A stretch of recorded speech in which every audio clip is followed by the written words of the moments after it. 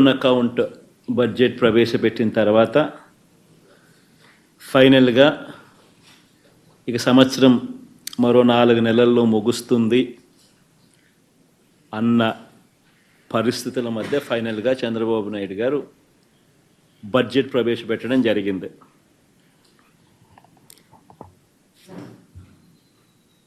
Budget ఇంతకుముందు సుదీర్ఘంగా last వీక్లో బడ్జెట్కు సంబంధించి చంద్రబాబు నాయుడు గారు ఎందుకు తాను బడ్జెట్ ప్రవేశపెట్టలేదు, 8 నెలల పాటు ఎప్పుడూ జరగని విధంగా, ఏ రాష్ట్రంలో చూడని విధంగా, రాష్ట్రంలో గతంలో ఎప్పుడూ జరగని విధంగా ఎందుకు చంద్రబాబు నాయుడు బడ్జెట్ పెట్టలేకపోయాడు అన్నది కూడా సుదీర్ఘంగా చెప్పడం జరిగింది. బడ్జెట్ అంటూ బడ్జెట్కు సంబంధించి చంద్రబాబు నాయుడు గారు ఎందుకు తాను బడ్జెట్ ప్రవేశపెట్టలేదు, 8 నెలల పాటు ఎప్పుడూ జరగని విధంగా, ఏ రాష్ట్రంలో చూడని విధంగా బడ్జెట్ అంటూ ప్రవేశపెడితే అసలు లెక్కలు చెప్పాల్సి వస్తుంది. అసలు లెక్కలు ఎప్పుడైతే బడ్జెట్ రూపకంలో బయటికి వస్తాయో అప్పుడు చంద్రబాబు నాయుడు సూపర్ 6, సూపర్ 7, తాను చేసిన మోసాలు, తాను చెప్పిన అబద్ధాలు అన్నీ కూడా బయటికి రాక తప్పదు. బయటికి రాని తప్పని పరిస్థితులు ఉత్పన్నమవుతాయి. కాబట్టి బడ్జెట్ తాను ఏ రకంగా పెట్టకుండా పోస్ట్పోన్ చేస్తూ చిట్ట చివరకు తాను బడ్జెట్ ప్రవేశపెట్టడం, ఆ బడ్జెట్ ద్వారా తాను ఇంతవరకు చెప్తా వచ్చిన అబద్ధాలన్నీ కూడా అబద్ధాలుగా ప్రూవ్ అయిపోయి ఉన్న పరిస్థితులను కూడా లాస్ట్ ప్రెస్ కాన్ఫరెన్స్లో, లాస్ట్ ప్రెస్ మీట్లో సుదీర్ఘంగా కూడా ఎక్స్ప్లెయిన్ చేయడం జరిగింది. అంత సుదీర్ఘంగా కూడా చెప్పినా కూడా చంద్రబాబు నాయుడు గారిలో మార్పు ఉంటుందా? అస్సలు ఉండదు. నేను అబద్ధాలు ఇలాగే చెప్తాను, ఎందుకంటే నేను సూపర్ 6, సూపర్ 7 ఎగరగొట్టాలని డిసైడ్ చేసుకున్నాను, కాబట్టి నాకు జస్టిఫికేషన్ కావాలి అన్న ఒకే ఒక్క దృక్పథంతోనే చంద్రబాబు గారి అబద్ధాలన్నీ కూడా కొనసాగుతూ వస్తున్నాయి బడ్జెట్ ప్రవేశపెట్టినప్పటికీ కూడా.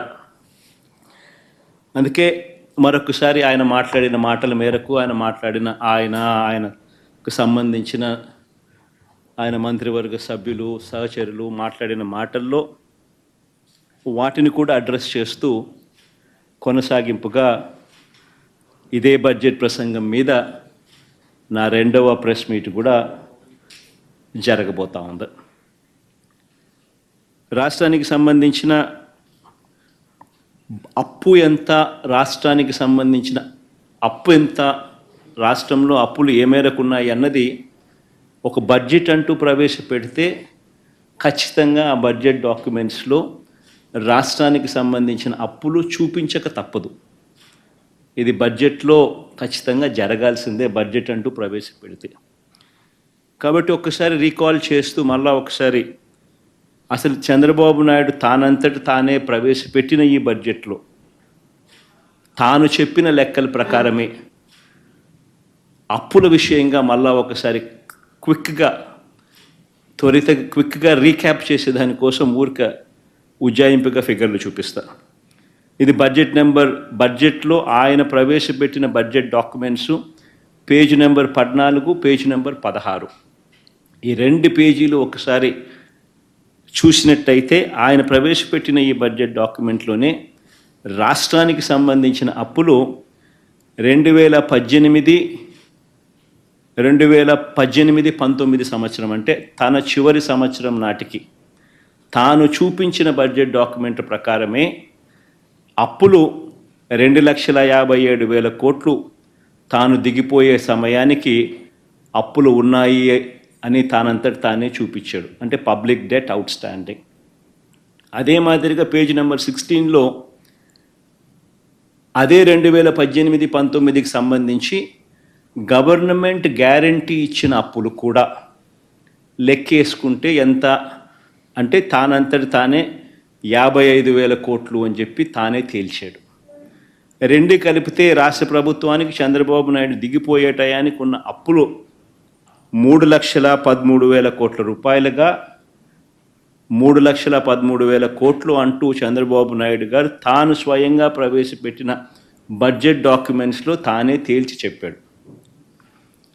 పేజ్ నెంబర్ 14, పేజ్ నెంబర్ 16 తాను ప్రవేశపెట్టిన బడ్జెట్ డాక్యుమెంట్లలో ఇదే అప్పును 2024-25 అంటే మా వైఎస్ఆర్సీపీ ప్రభుత్వం దిగిపోయే నాటికి రాష్ట్రంలో ఎంత అప్పులు ఉన్నాయి అని చెప్పి తానే తెంచుతూ, తానే తేలుస్తూ, తానే ప్రవేశపెట్టిన అదే బడ్జెట్ డాక్యుమెంట్లో అదే పేజ్ నెంబర్ 14, అదే పేజ్ నెంబర్ 16లో తాను చెప్పుకొచ్చాడు.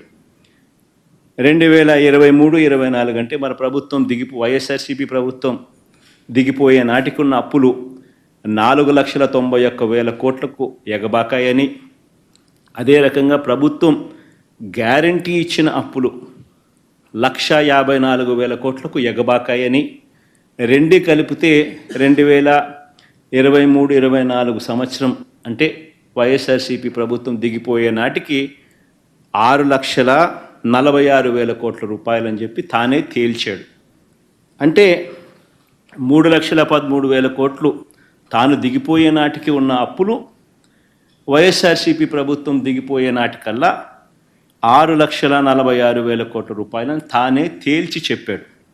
తాను ప్రవేశపెట్టిన బడ్జెట్ డాక్యుమెంట్లే సాక్ష్య ఆధారాలతో సహా ఇక్కడ ప్రవేశపెడతా ఉన్నాం.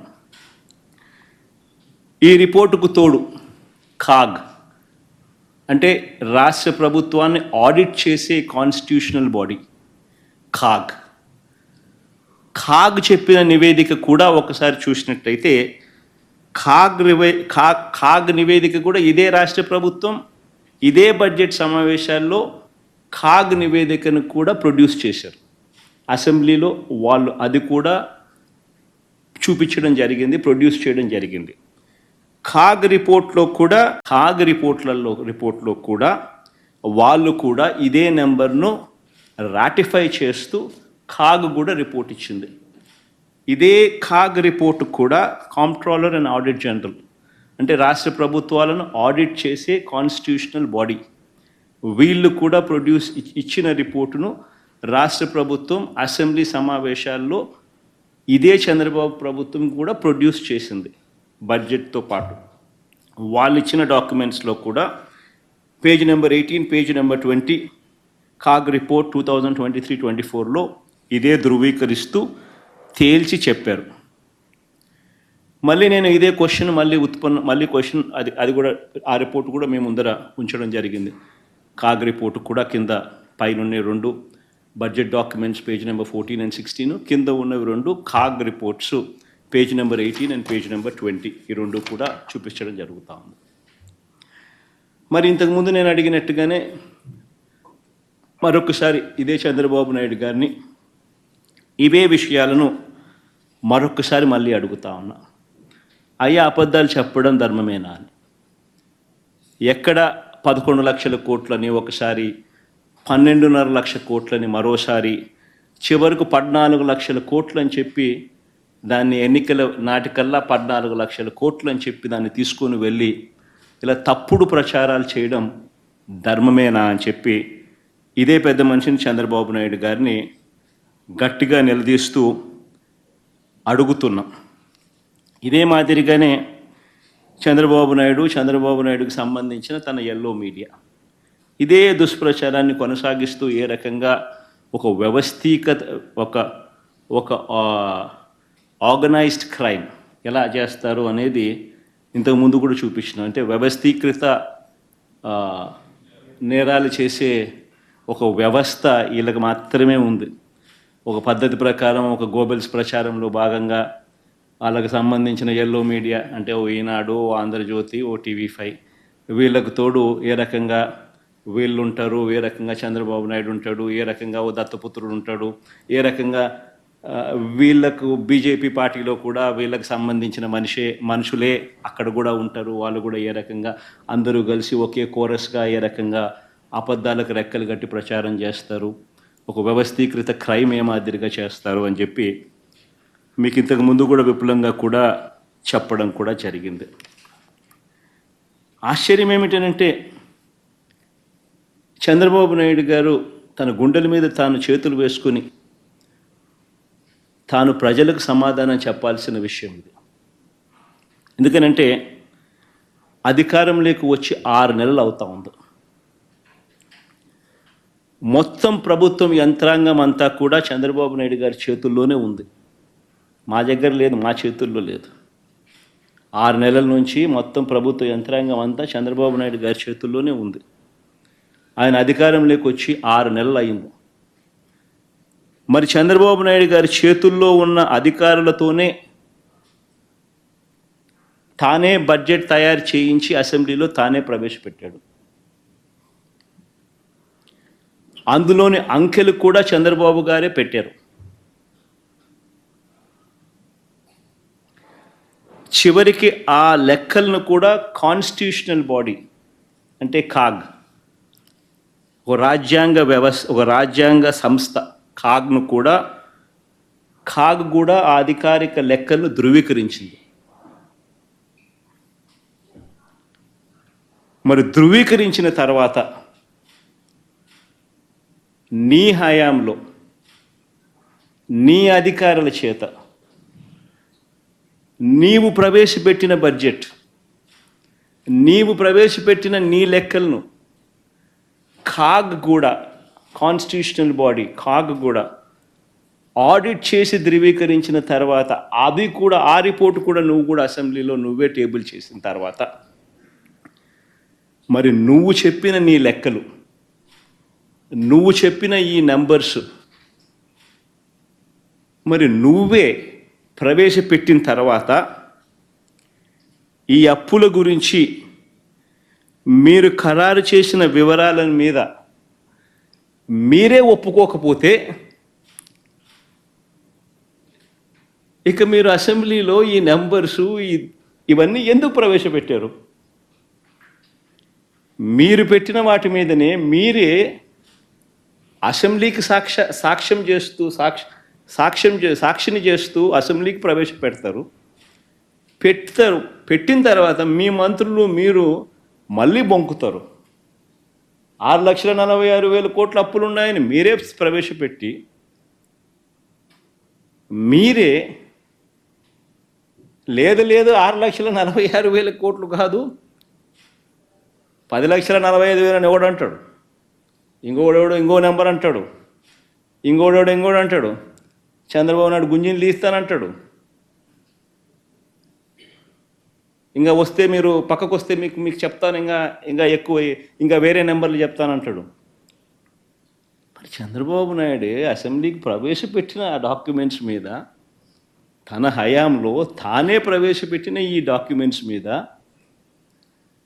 తానే అసెంబ్లీలో ఒకటి ప్రవేశపెట్టి ఇంకొక మాటలు తాను మాట్లాడుతూ ఉన్నాడు అని అంటే కేవలం సూపర్ 6, సూపర్ 7 హామీలను ప్రజలు ఎందుకు నువ్వు ఇవ్వడం లేదని నిలదీస్తారు అనే ఒకే ఒక్క కారణం చేత బొంకిందే బొంకుల బాబు అని చంద్రబాబు నాయుడుని ఎందుకు అనకూడదు?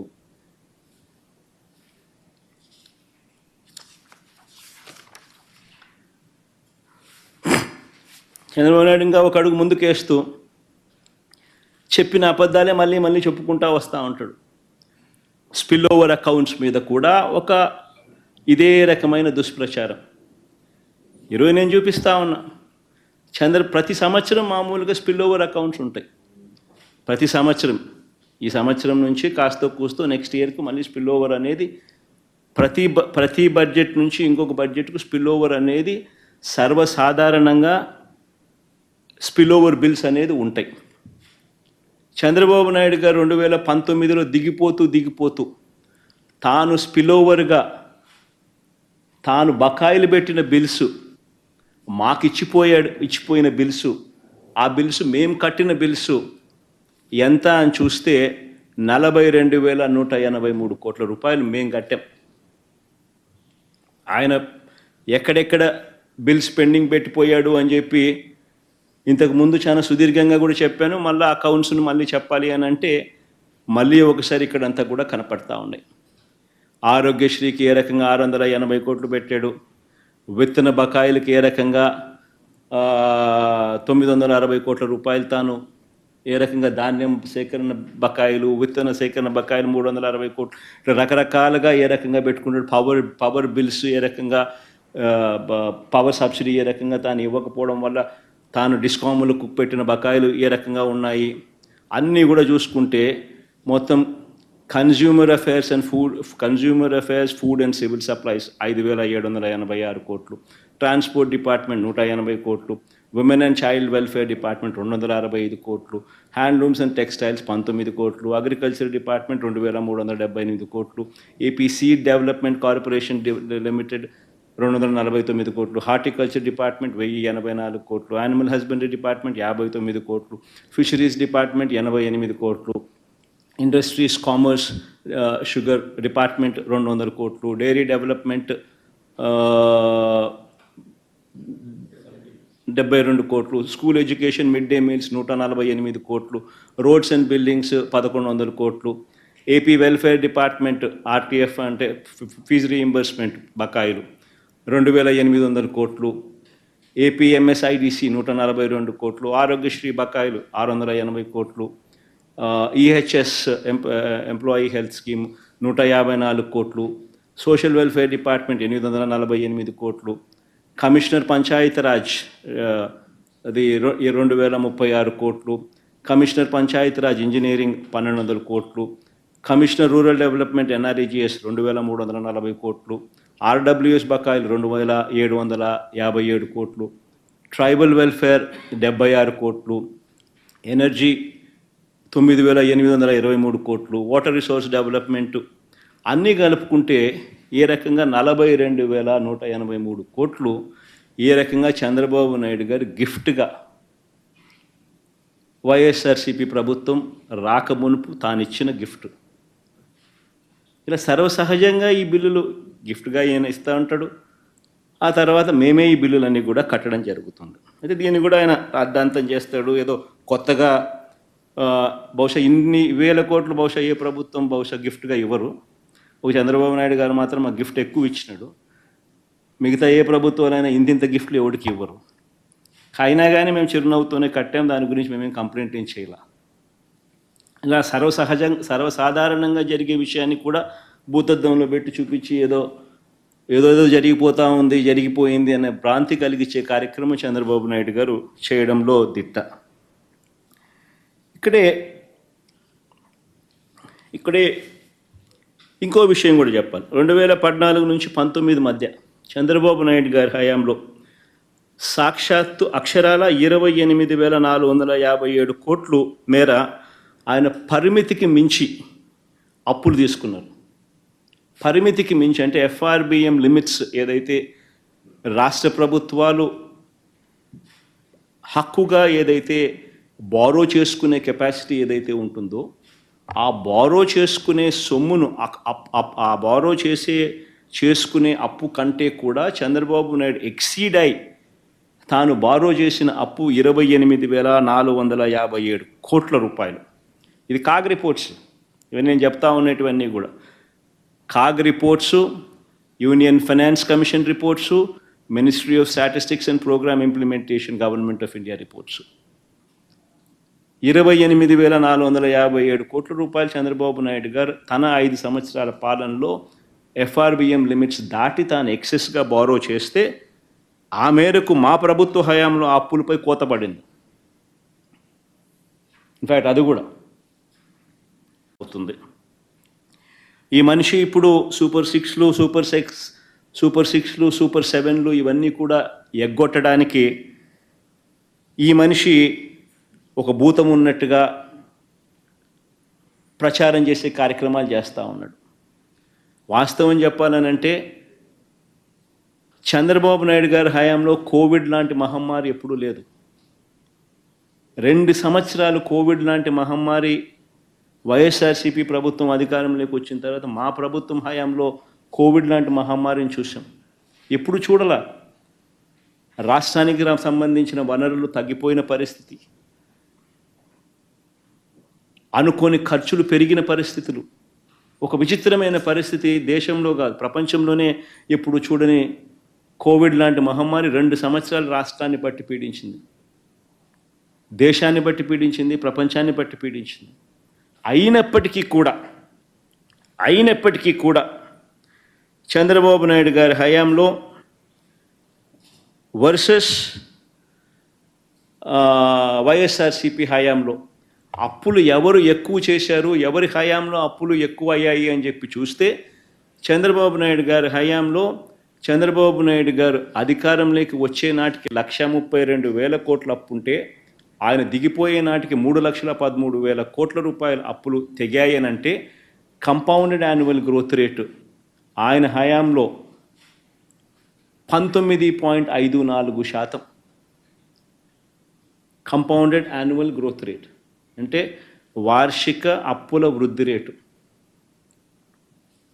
అదే మా హయాంలోకి వచ్చేసరికి మా 5 సంవత్సరాల్లో 3,13,000 కోట్ల రూపాయల నుంచి 6,46,000 కోట్లకు మా హయాంలో అప్పులు పెరిగాయి అని అంటే కంపౌండెడ్ యాన్యువల్ గ్రోత్ రేట్ 15.61%.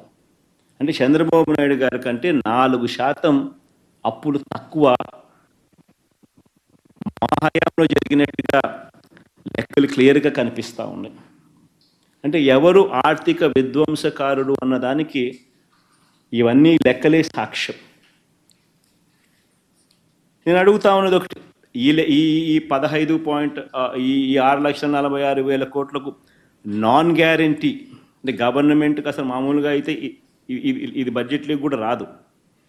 ఎందుకనంటే సెంట్రల్ గవర్నమెంట్కి కూడా ఎస్బీఐ ఉంటుంది, సెంట్రల్ గవర్నమెంట్కి కూడా ఐఓసి అనే ఇండియన్ ఆయిల్ కార్పొరేషన్ ఉంటుంది, హెచ్పిసిఎల్ అని ఉంటుంది. వాళ్ళు చేసిన అప్పులు సెంట్రల్ గవర్నమెంట్ ఖాతాల్లోకి రావు. హిందుస్థాన్ పెట్రోలియం కార్పొరేషన్ చేసే అప్పులు సెంట్రల్ గవర్నమెంట్ ఖాతాల్లోకి రావు. ఇండియన్ ఆయిల్ కార్పొరేషన్ చేసే అప్పులు సెంట్రల్ గవర్నమెంట్ ఖాతాల్లోకి రావు. స్టేట్ బ్యాంక్ ఆఫ్ ఇండియా చేసే అప్పులు సెంట్రల్ గవర్నమెంట్ ఖాతాల్లోకి రావు. అవన్నీ పబ్లిక్ సెక్టర్ అండర్టేకింగ్స్, వాళ్ళ అప్పులు చేసేటివి. అవన్నీ నాన్ గ్యారంటీడ్ అప్పులు అంటారు. అంటే స్టేట్ గవర్నమెంట్కు సెంట్రల్ గవర్నమెంట్కు సంబంధం లేదు అప్పులు. అటువంటి అప్పులు కూడా ఏదన్నా ఉంటే రాష్ట్ర ప్రభుత్వానికి ఉండేటి ఏదైనా ఉంటే అవి కూడా తీసుకోండి. నేను అవి కూడా ఒక అడుగు ముందుకు మామూలుగా బడ్జెట్లోకి రావు. అయినా కానీ చంద్రబాబు నాయుడు సాటిస్ఫై చేసేదానికి అవి కూడా తీసుకోకపోండి అని చెప్తాను. అవి కూడా తీసుకున్నా కూడా చంద్రబాబు నాయుడు గారు అధికారంలోకి వచ్చే నాటికి అధికారంలోకి దిగే నాటికి ఎంత అని చూస్తే అధికారంలోకి ఆయన వచ్చే నాటికి 8,600 కోట్లు అప్పులు ఉంటే అలాంటి అప్పులు ఆయన దిగిపోయే నాటికి ఆ అప్పులు 77,000 కోట్లకు తీసుకుపోయాడు. అక్కడ కూడా ఆయనదే ఘనత. మా హయాంలో అటువంటి అప్పులు 77,000 కోట్ల నుంచి తగ్గించడం ఓ 2,000 కోట్లు, 75,000 కోట్లని అక్కడే ఉంది, ముగిసింది. అంటే ఆయన హయాంలో 54.98% compounded annual growth rate non guaranteed అప్పులు పెరిగిన శాతం. మా హయాంలో అది తగ్గింది, -0.48%, -0.48%. టోటల్గా ఆ అప్పులు అంటే టోటల్గా గవర్నమెంట్ అప్పులు, గ్యారంటీడ్ అప్పులు, నాన్ గ్యారంటీ అప్పులు ఆఫ్ ది గవర్నమెంట్ కూడా కలుపుకుంటే మొత్తానికి రాష్ట్రానికి సంబంధించిన అప్పులు ఎంత ఉన్నాయని చెప్పి చూస్తే చంద్రబాబు నాయుడు గారు అధికారంలోకి రాకమునుపు 1,40,000 కోట్లు ఉంటే అది కాస్త చంద్రబాబు నాయుడు దిగిపోయే నాటికి 3,90,000 కోట్ల రూపాయలకు ఎగబాకింది. అంటే ఆయన హయాంలో వార్షిక అంటే కంపౌండెడ్ యాన్యువల్ గ్రోత్ రేటు, వార్షిక అప్పుల వృద్ధి రేటు 22.63%. అయితే మా హయాంలోకి వచ్చేసరికి 3,90,000, 7,21,000 ఎగబాకింది అని అంటే కంపౌండెడ్ యాన్యువల్ గ్రోత్ రేట్ కేవలం 13.57%. ఆలోచన చేయమని అడుగుతా ఉన్న రాష్ట్ర ప్రజలందరికీ కూడా, ఎవరు ఆర్థిక విధ్వంసకారుడో ఈ లెక్కలు చూస్తే ఎవరికైనా కూడా ఇట్టే అర్థమవుతుంది. ఇక ఈ అప్పుల టాపిక్ నుంచి కాస్త ఒక అడుగు ముందుకు వేసి చంద్రబాబు నాయుడు గారి అసెంబ్లీ సమావేశాల్లో ఆయన వివిధ అంశాల మీద ఆయన మాట్లాడుతూ రకరకాల అబద్ధాలను ముందుకు తీసుకెళ్తూ ప్రొపగేట్ చేస్తూ అడుగులు ముందుకు వేశాడు. సరే, వాటికి కూడా రిఫ్యూట్ చేస్తూ వాటికి కూడా సమాధానం చెప్తూ నేను ఇంకా పలు ప్రశ్నలకు సమాధానాలు చెబుతూ అడుగులు ముందుకు వేస్తా. ఇక బడ్జెట్ సమావేశాల్లో తాను మాట్లాడుతూ, చంద్రబాబు నాయుడు గారు మాట్లాడుతూ 2019, 2024 అంటే 2019 నుంచి 24 అంటే వైఎస్ఆర్సీపీ హయాంలో రాష్ట్ర వృద్ధి రేటు ఆయన హయాంలో 13.5%, ఆయన హయాంలో 13.5% రాష్ట్ర వృద్ధి రేటు ఉంటే వైఎస్ఆర్సీపీ హయాంలో అది 10.6% పడిపోయింది అని చెప్పుకొచ్చాడు.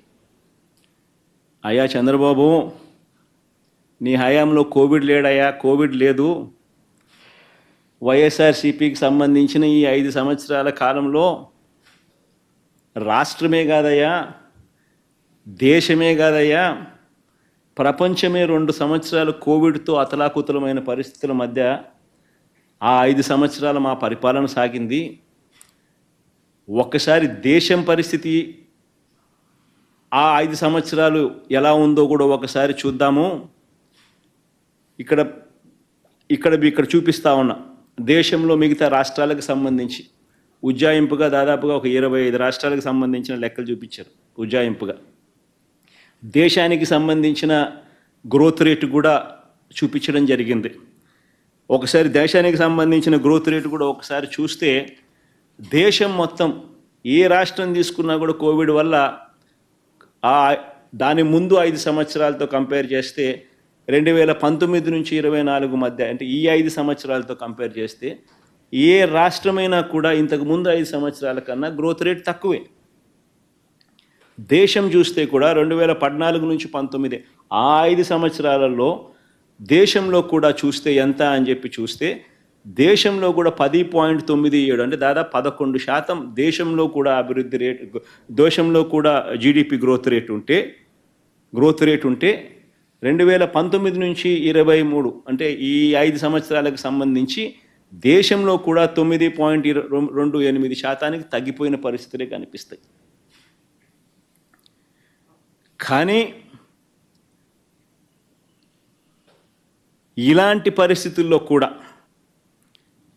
ఇలాంటి ప్రతికూల పరిస్థితుల్లో కూడా కోవిడ్ 2 సంవత్సరాలు ఉన్నప్పటికీ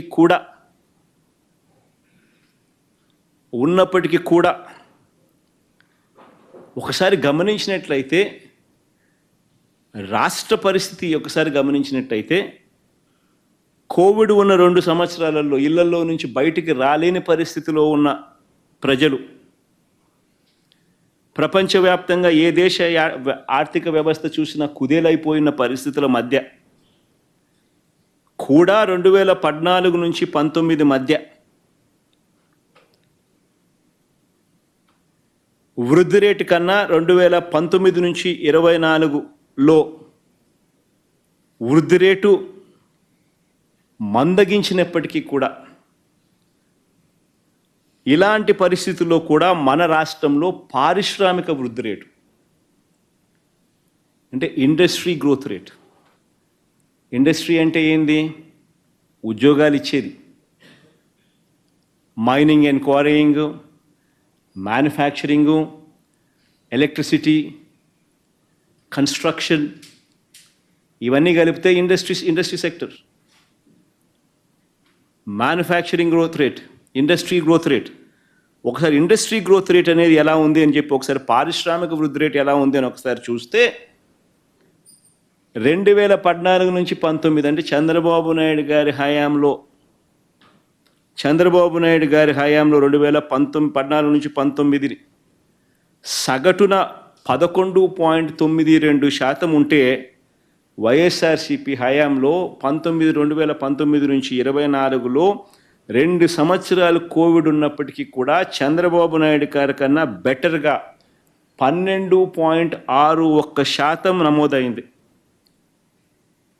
ఇది కూడా నేను చెప్పే లెక్కలు కాదు, ఆయనంతట ఆయనే బడ్జెట్తో పాటు సోషో ఎకనామిక్ సర్వేను ఆయన ప్రవేశపెట్టిన డేటా ఆధారంగా పేజ్ నెంబర్ 333 లో ఆయన ఇచ్చిన డేటా ఆధారంగా ఈ విషయాలు నేను చెప్తా ఉన్నా. చంద్రబాబు నాయుడు అంతటి చంద్రబాబు నాయుడే ఆయనంతటి ఆయనే ప్రవేశపెట్టిన సోషియో ఎకనామిక్ సర్వే రిపోర్ట్స్ ఆధారంగా చూస్తే ఈ లెక్కలు బయటకు వస్తూ ఉన్నాయి. ఆయన మ్యానుఫ్యాక్చరింగ్ సెక్టర్లో పారిశ్రామిక రంగంలో జరిగిన వృద్ధి రేటును ఒకసారి పారిశ్రామిక రంగం గురించి చంద్రబాబు నాయుడు గారు రకరకాల అబద్ధాలన్నీ కూడా ప్రొపగేట్ చేస్తూ ఉన్న నేపథ్యంలో ఈ ఫిగర్స్ చాలా ఇంపార్టెంట్. దీనికి సంబంధించిన లెక్కలు ఒకసారి చూస్తే 2018 నుంచి 19 నాటికి రాష్ట్ర పారిశ్రామిక రంగంలో అంటే జీవీఏ అంటే ఉత్పత్తి విలువ, మ్యానుఫ్యాక్చరింగ్ ఉత్పత్తి విలువ, జీవీఏ మ్యానుఫ్యాక్చరింగ్ జీవీఏ చూస్తే 2018 నుంచి 19 నాటికి 1,88,601 కోటి రూపాయలు అయితే with a compounded annual growth rate అంటే వార్షిక వృద్ధి రేటు 11.92%తో 1,88,601 కోటి అయితే ఈయన 5 సంవత్సరాల పాలనలో ఆయన మొదలుపెట్టే నాటికి 1,07,000 కోట్లుంటే ఆయన పాలన ముగిసే నాటికి 1,88,601 కోటి మ్యానుఫ్యాక్చరింగ్ జీవీఏ అంటే మ్యానుఫ్యాక్చరింగ్ ఉత్పత్తి విలువ. 2019 నుంచి 2024 వైఎస్ఆర్సీపీ హయాంలో ఏకంగా అది 3,41,000 కోట్లకు పోయింది with a compounded annual growth rate of 12.61%. with a compounded annual growth rate of 12.61%. ఇదే దేశంతో కూడా కంపేర్ చేస్తే పారిశ్రామిక రంగంలో మ్యానుఫ్యాక్చరింగ్ జీవీఏ అంటే ఉత్పత్తి విలువ, ఇండస్ట్రీ ఉత్పత్తి విలువ 2018-19లో దేశంలో 11వ స్థానంలో ఆంధ్ర రాష్ట్రం ఉంటే దేశంలో 11వ స్థానంలో ఆంధ్ర రాష్ట్రం ఉంటే ఇది పర్ క్యాపిటల్ ఇది దేశంలో 11వ స్థానంలో ఆంధ్ర రాష్ట్రం ఉంటే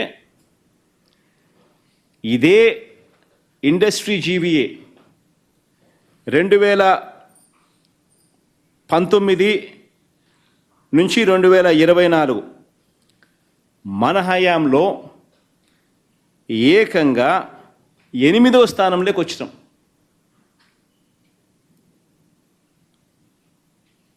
పారిశ్రామిక రంగంలో జీవీఏలో 2018-19 సంవత్సరంలో చంద్రబాబు నాయుడు గారి చివరి సంవత్సరంలో దేశంలో మనం 11వ స్థానంలో ఉంటే 1,88,000 కోట్ల రూపాయల జీవీఏతో 2000 మన ప్రభుత్వ హయాంలో 2022-23 హయాంకి వచ్చేసరికి ఏకంగా 3,14,000 కోట్ల రూపాయలతో ఏకంగా 8వ స్థానంలోకి మనం వచ్చాం. 3,41,000 కోట్లతో ఏకంగా 8వ స్థానంలోకి వచ్చినాం. దేశంలో కూడా ఒకసారి ఈ జీవీఏ కంపారిజన్ చేస్తే ఏపీ ఇండస్ట్రీ ఉత్పత్తి విలువ 12.61% ఉంటే దేశంలో సగటు దేశంలో మ్యానుఫ్యాక్చరింగ్ జీవీఏ దేశం మొత్తం 8.17%. అంటే ఆంధ్ర రాష్ట్రం దేశం కన్నా 4% ఎక్కువతో అడుగులు ముందుకు వేస్తూ ఉంది. ఇక్కడే ఇదే సోషియో ఎకనామిక్ సర్వేకి సంబంధించి చంద్రబాబు నాయుడు గారు తన బడ్జెట్తో పాటు ప్రవేశపెట్టిన సోషియో ఎకనామిక్ సర్వే డాక్యుమెంట్ కూడా ఒకసారి బయటికి దిద్దాం. ఎందుకంటే ఇదే బడ్జెట్తో పాటు ఆయన హయాంలో ఆయన ప్రవేశపెట్టిన సోషియో ఎకనామిక్ సర్వేకి సంబంధించిన రిపోర్ట్ ఒక్కసారి బయటికి తీస్తే ఆ సోషియో ఎకనామిక్ సర్వేలో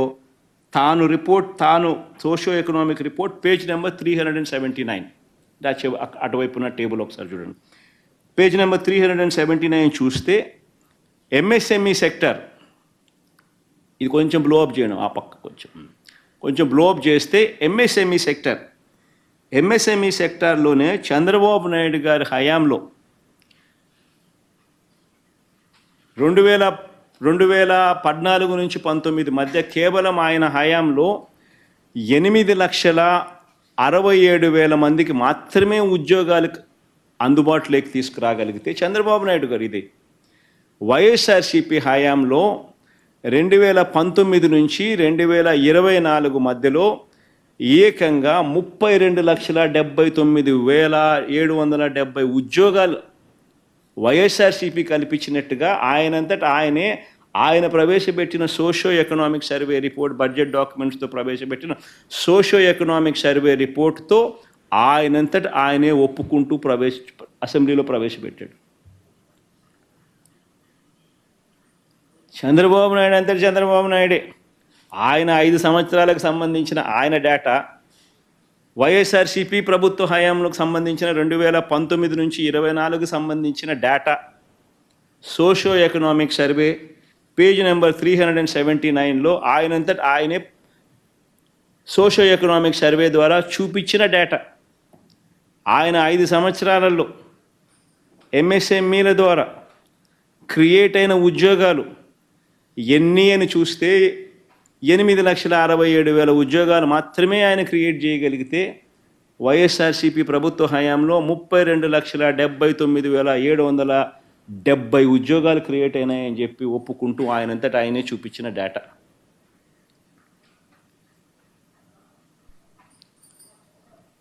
ఎవరి హయాంలో అభివృద్ధి రిజిస్టర్ అయింది అని ఒక్కసారి గమనించమని అడుగుతా ఉన్నా.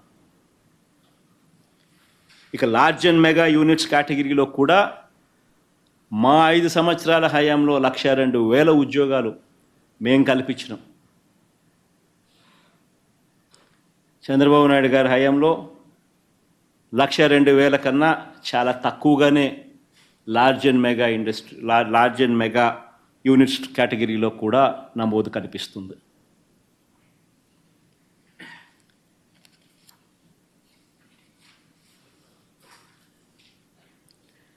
చంద్రబాబు గారి అబద్ధాలను నిజంగా ఏ స్థాయిలో తాను అబద్ధాలు ఆడుతూ ఉంటాడు అని చెప్పి చెప్పడానికి ఇంకొక ఉదాహరణ కూడా చెప్పాల్సి వస్తుంది. తలసరి ఆదాయం గురించి చంద్రబాబు నాయుడు గారు చెప్తాడు. చంద్రబాబు నాయుడు గారి హయాంలో చంద్రబాబు నాయుడు గారు అసెంబ్లీలో అబద్ధాలు ఇంకా వల్ల వేస్తూ తలసరి ఆదాయం గురించి ఆయన ఇష్టం వచ్చిన నెంబర్లు చెబుతూ తలసరి ఆదాయం 9% నుంచి 2%కు తగ్గిందని చంద్రబాబు నాయుడు గారు తప్పుడు లెక్కలతో మరో అబద్ధాన్ని కూడా ప్రచారం చేశారు. అయ్యా చంద్రబాబు గారు, తెలుసుకోవాల్సిన విషయం, వైఎస్ఆర్సీపీ హయాంలో మేము మొదలుపెట్టే టయానికి, అంటే నీ ప్రభుత్వం ఎండ్ అయ్యే టయానికి ఆంధ్ర రాష్ట్ర తలసరి ఆదాయం, ఆంధ్ర రాష్ట్ర ప్రజల తలసరి ఆదాయం 1,54,000 రూపాయలుంటే పర్ క్యాపిటా ఇన్కమ్, మా హయాంలో ఎండ్ అయ్యేసరికి అంటే 2024 మార్చికి 2,42,479. ఇది 2023 దాకానే ఉంది. లేటెస్ట్ రిపోర్ట్ కూడా యాడ్ చేస్తే 2024 కూడా రిపోర్ట్ తీసుకుంటే, అంటే అన్ని రాష్ట్రాలతో కంపేర్ చేసి చేయడానికి కోసం అని చెప్పి ఈ టేబుల్ 23 దాకానే చూపించారు. బట్ 2024 కూడా లెక్కలేకి తీసుకుంటే 1,54,000 చంద్రబాబు నాయుడు గారి హయాంలో ఉంటే అది ఇప్పుడు 2,42,479 రూపాయలు తలసరి ఆదాయం. ఇది కూడా ఎప్పుడు 2 సంవత్సరాలు కోవిడ్ ఉన్నా కూడా, 2 సంవత్సరాలు ప్రతికూల పరిస్థితులు ఉన్నా కూడా. ఎందుకు ఈ విషయాలు చెప్తా ఉన్నానంటే 2 సంవత్సరాల ప్రతికూల పరిస్థితులు ఉన్నా కూడా తలసరి ఆదాయం విషయంలో ఆంధ్ర రాష్ట్రం చంద్రబాబు నాయుడు గారి హయాంలో 2014 నుంచి 19 మధ్య దేశంలో 18వ స్థానం ఉంటే 2023 నాటికే ఆంధ్ర రాష్ట్రం 3 స్థానాలు పైకి 15వ స్థానానికి పోయింది దేశంలో. బహుశా ఇప్పుడు 2,42,000 కాబట్టి ఇంకా 15వ స్థానం నుంచి ఇంకా కాస్త ఇంప్రూవ్మెంటు, ఇంకా ఏ 13వ స్థానమో 14వ స్థానమో ఈ సంవత్సరం లెక్కలు కూడా బయటకు వస్తే, మిగతా రాష్ట్రాలకు సంబంధించిన లెక్కలు కూడా బయటకు వస్తే ఇంకా ఇంప్రూవ్మెంటే కనిపిస్తుంది, కానీ ఇంకా తగ్గుదల కనపడదు. అంటే పర్ క్యాపిటా ఇన్కంలో కూడా ఏ రకమైన ప్రజల ఆదాయాల్లో మార్పు అనేది దేశంతో కంపేర్ చేస్తే, దేశంలో 18వ స్థానంలో ఆంధ్ర రాష్ట్రం అప్పట్లో ఉంటే, దేశంలో 2023 నాటికే 15వ స్థానంలోకి ఆంధ్రప్రదేశ్ అడుగులు ముందుకు వేయగలిగింది. ఇంకా మన ప్రజలు ఇంకా మెరుగైన ఆదాయాలు పొందగలిగారు. 2019 నుంచి 24 మధ్యలో ఏ రంగం తీసుకున్నా కూడా దేశం మొత్తం కోవిడ్ ప్రతికూల పరిస్థితులు ఉన్న రాష్ట్రంలో అలాంటి కోవిడ్ ప్రతికూల పరిస్థితులు కనిపిస్తూ ఉన్నా కూడా 2019 నుంచి 2014 మధ్యలో రాష్ట్రం సాధించిన వృద్ధి రేటు దేశం కన్నా ఎక్కువ ఉంది. దేశ జీడిపి 9.34% పెరిగితే రాష్ట్రం 10.5% పెరిగింది.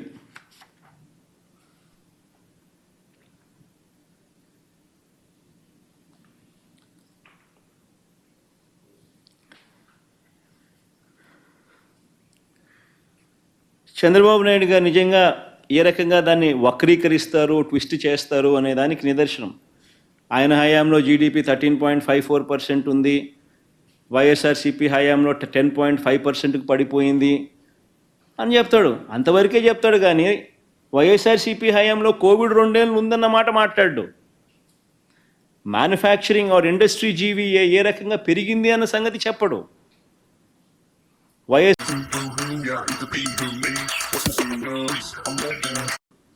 ఏకంగా వైఎస్ఆర్సీపీ హయాంలో ఏకంగా ఉద్యోగాలు ఇంతకుముందు ఆయన ఇచ్చిన సోషియో ఎకనామిక్ సర్వే రిపోర్ట్స్ మీకు అందరికీ చూపించారు.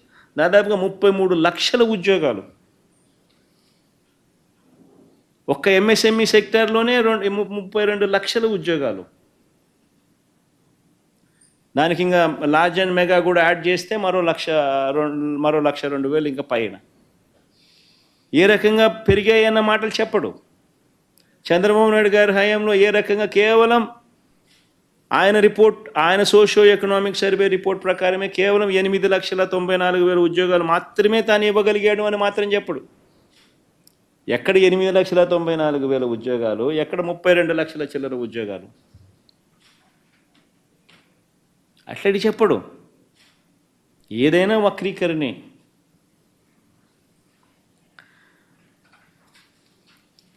చంద్రబాబు నాయుడు గారు అబద్ధాలు నిజంగా చూస్తే నిజంగా ఎలా ఉంటాయంటే ఒక కథ గుర్తుకొస్తుంది. ఒక ఊరిలో అమాయకుడు,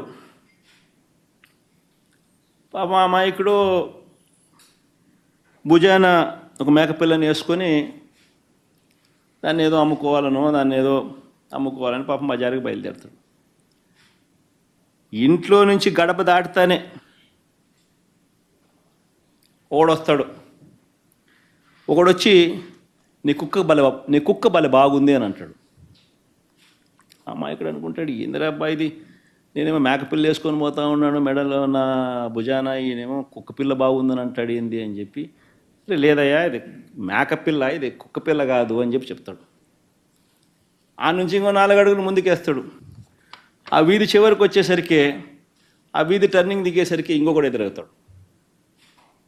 ఇంకోడు ఏమంటాడు, అరే నీ కుక్కపిల్ల చాలా తెల్లగా ఉంది, చాలా బాగుంది అంటాడు. ఎక్కడి నుంచి తెచ్చుకున్నావు అని అంటాడు.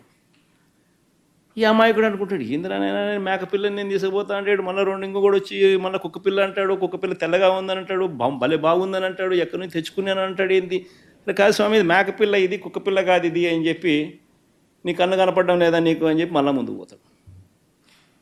మళ్ళీ ఆ నుంచి ఇంకో కిలోమీటర్ ముందుకు పోయేసరికి ఇంకోటి కనపడతాడు. ఇంకోటి కనపడి నీ కుక్క పిల్ల బలి బాగుంది నాకు అమ్ముతావా అని అంటాడు.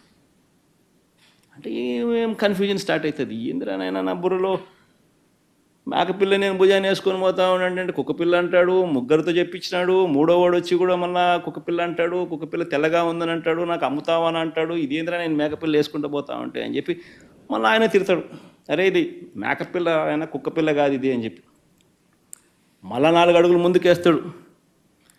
ఇంకో 4 అడుగులు ముందుకు దూరం వేసేసరికి ఇంకోవాడు కనపడతాడు.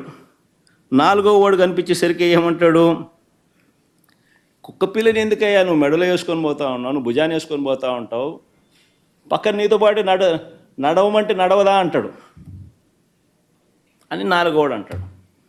దాంతో ఏమంటాడు ఆ అమాయకుడు, పాపం ఇందులో నా కళ్ళకి ఏమన్నా అయిందా, నా మనిషికి ఏమన్నా అయినా అని చెప్పి మేకపిల్లని తీసి ఆడేసి నాకు మేకపిల్ల వద్దు, నాకు ఈ కుక్క పిల్ల వద్దు అని చెప్పి పోతాడు.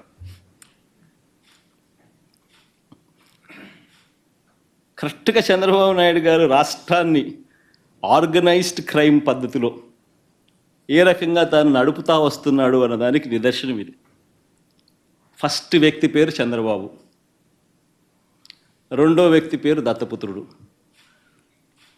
మూడో వ్యక్తి పేరు బీజేపీలో ఉన్న తన వదినమ్మ తన మనిషి, 4వ వ్యక్తులు ఎవరు అంటే ఓ ఈనాడు, ఓ ఆంధ్రజ్యోతి, ఓ టీవీ5, ఎల్లో మాఫియా.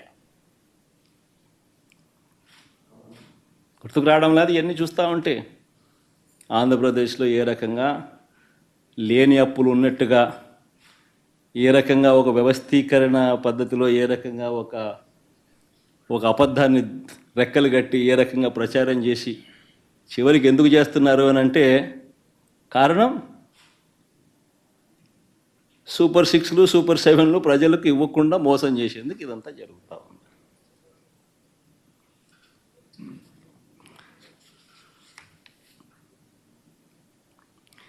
నిజంగా రాష్ట్ర ప్రజలు ఆ అమాయకులైతే మేకపిల్లేమో మన రాష్ట్రం.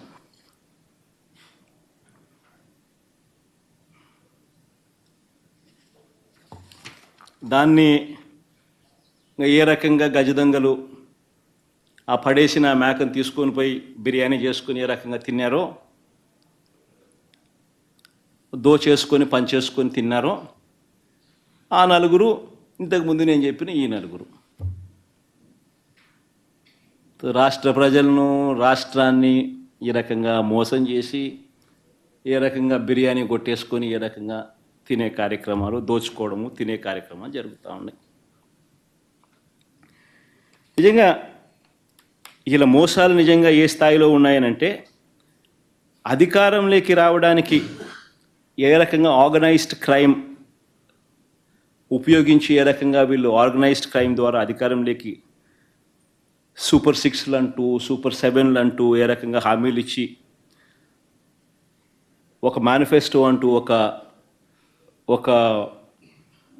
ఒక మాయా పుస్తకాన్ని క్రియేట్ చేసి దాన్ని ప్రతి ఇంటికి ఎలా తీసుకొని పోయి ప్రతి ఇంటికి దాన్ని ఏ రకంగా పబ్లిసైజ్ చేసి ప్రతి ఇంట్లో ఉన్న ప్రతి ఒక్కరిని మనోభావాలతో ఎలా ఆడుకొని ముందుకు పోయారో, నిన్న జరిగిన అసెంబ్లీ సమావేశాల్లో ఈ సూపర్ 6లు సూపర్ 7లలో అతి చిన్న వ్యవహారం ఈ గ్యాస్ సిలిండర్లు. మామూలుగా అయితే గ్యాస్ సిలిండర్లు, బస్సులు అనేటివి చాలా చిన్నవి. ఇందులో సూపర్ 6 సూపర్ 7లో పెద్దవి ఇంకా చాలా ఉన్నాయి. పెద్దవి ఏంటివి, వీళ్ళు ఇళ్ళకు పోయినప్పుడు ఇంట్లో చిన్న చిన్న పిల్లలు ఇలా కనపడితే ఎంతమంది కనపడినా సరే ఏమనేవాళ్ళు, నీకు 15,000, నీకు 15,000, నీకు 15,000, నీకు 15,000 సంతోషం అనేవాళ్ళు.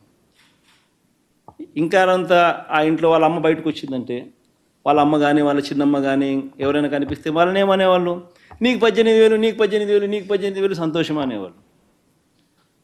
అందరితో ఆగిపోదు.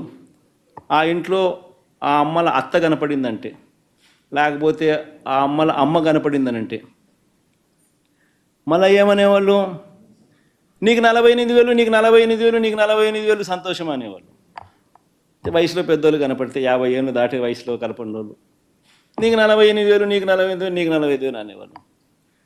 ఇంట్లో నుంచి 20 ఏళ్ళ పిల్లోడు కనబడితే నీకు 36,000, నీకు 36,000, నీకు 36,000 సంతోషం అనేవాళ్ళు. ఇంట్లో నుంచి రైతు కనబడితే నీకు 20,000, నీకు 20,000, నీకు 20,000 సంతోషం అనేవాళ్ళు.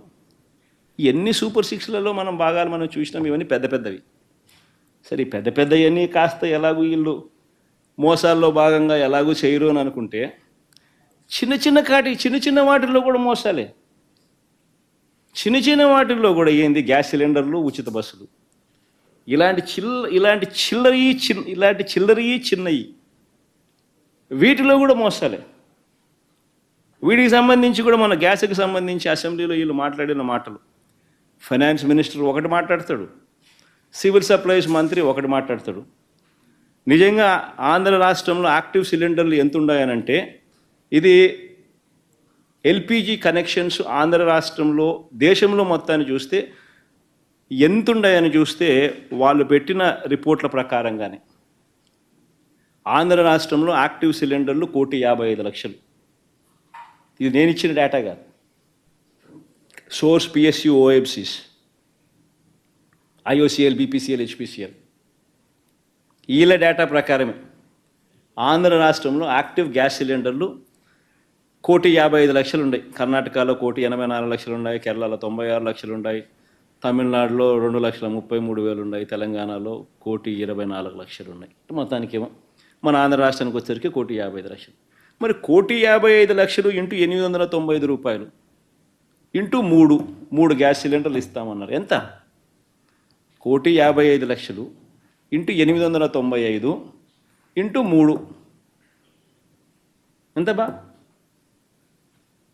4,200 కోట్ల, 4,200 కోట్లు. ఇది ఎవరికైనా అర్థమయ్యే లెక్కలే కదా.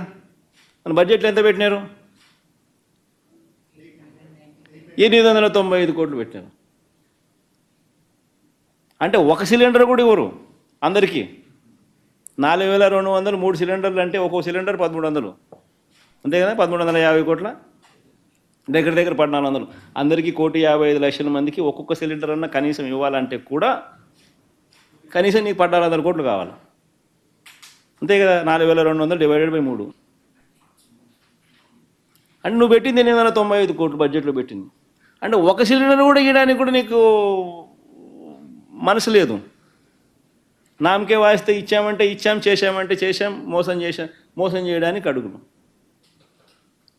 కనీసం 40 లక్షల సిలిండర్లు మాత్రమే ఎన్రోల్ అయ్యాయని చెప్పి వీళ్ళ అసెంబ్లీలో నిస్సిగ్గుగా చెప్పుకుంటున్నారు.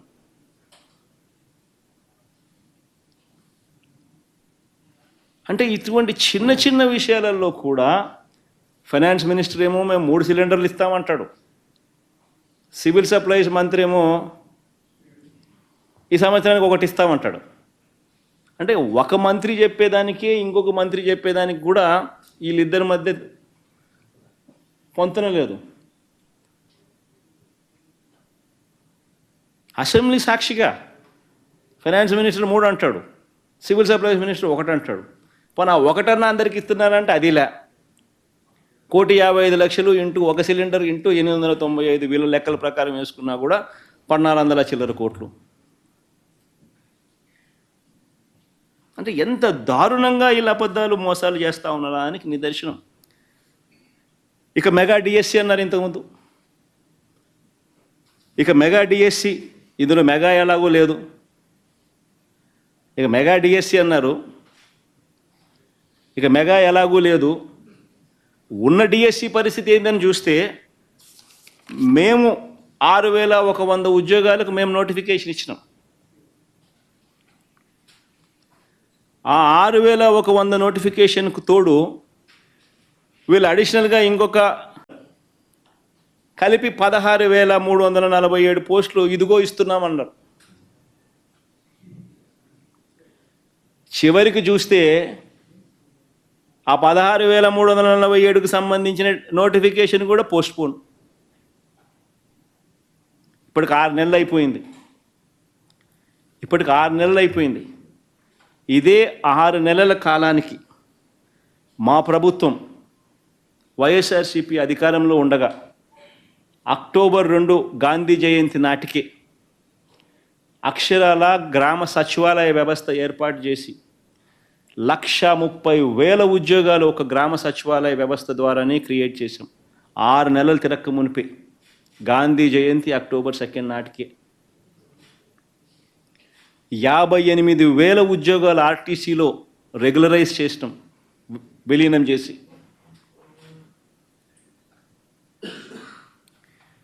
రెండు 2,66,000 వాలంటీర్ ఉద్యోగాలు, 2,66,000 వాలంటీర్ల నియామకాలు అక్టోబర్ 2 కల్లా. అంటే మా గవర్నమెంట్ వచ్చిన 6 నెలలు తిరక్క మునిపి మేము ఇన్ని ఉద్యోగాలు కల్పించినాం ఉట్టి గవర్నమెంట్ సెక్టార్లో. చంద్రబాబు నాయుడు గారు గవర్నమెంట్ వచ్చి 6 నెలలు అయినంత వరకు ఒక్క ఉద్యోగం అన్నా ఇచ్చారా అంటున్నా.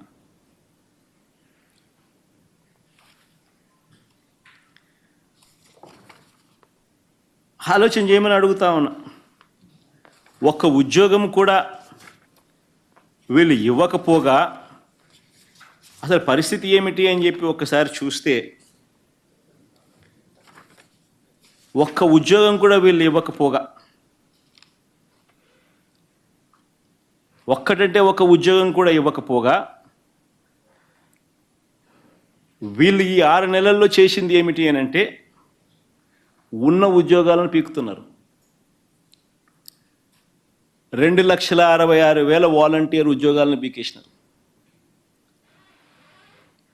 15,000 ఉద్యోగాలు ఏపీ బ్రేవరేజెస్ కార్పొరేషన్లో అవుట్సోర్సింగ్ కింద పనిచేస్తా ఉన్న వాళ్ళు ఉద్యోగాలు పీకేసినారు.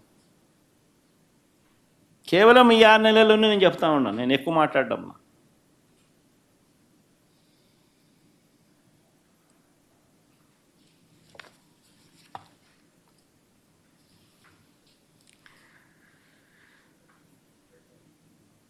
ఇక రెండో నెక్స్ట్ సబ్జెక్ట్, చట్టసభల వేదికగా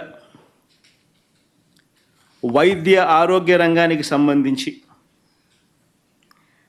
నిజంగా వైఎస్ఆర్సీపీ ప్రభుత్వ హయాంలో ఎప్పుడు చూడని గొప్ప మార్పులు చూసాం.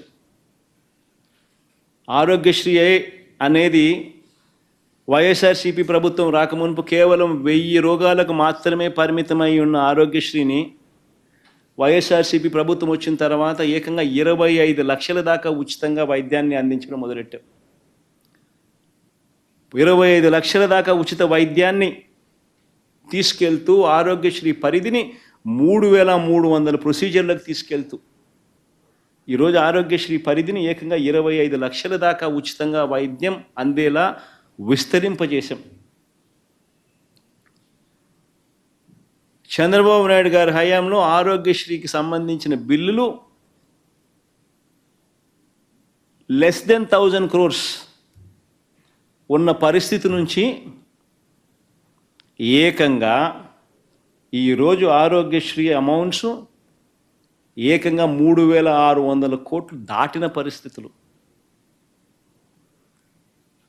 మా హయాంలో 3,700 కోట్ల రూపాయలకు సంబంధించిన ఆరోగ్యశ్రీ వ్యవస్థను ఆ రకంగా బిల్లులు ఇస్తూ ఆ రకంగా ఆరోగ్యశ్రీని పెంచి ఎఫిషియెంట్గా చేస్తూ పేదవాడికి దగ్గరై గొప్పగా ఆ కార్యక్రమాన్ని మేము నిర్వర్తిస్తూ ఉంటే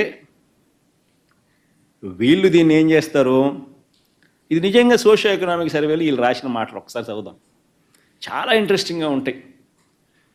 డ్యూరింగ్ 2023-24 అండర్ డాక్టర్ ఎన్టీఆర్ వైద్య సేవా స్కీమ్ 2023-24 ఎవరి ప్రభుత్వం ఉందో నాకు అర్థం కాల. వైఎస్ఆర్ గారి పేరా, ఎన్టీఆర్ గారి పేరా, అంతకన్నా అర్థం కాదు. డ్యూరింగ్ 2023-24 అండర్ డాక్టర్ ఎన్టీఆర్ వైద్య సేవా స్కీమ్ అంట. వైఎస్ఆర్ ఆరోగ్యశ్రీ పేరును మార్చేసినారు. 2023 నుంచి 2023-24 అంటే అది మా హయాంను వాళ్ళ హయాం కింద రాసుకున్నారు.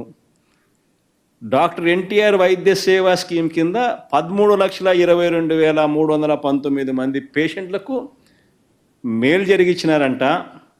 3,762 కోట్ల రూపాయలు ఖర్చు చేసినారంట.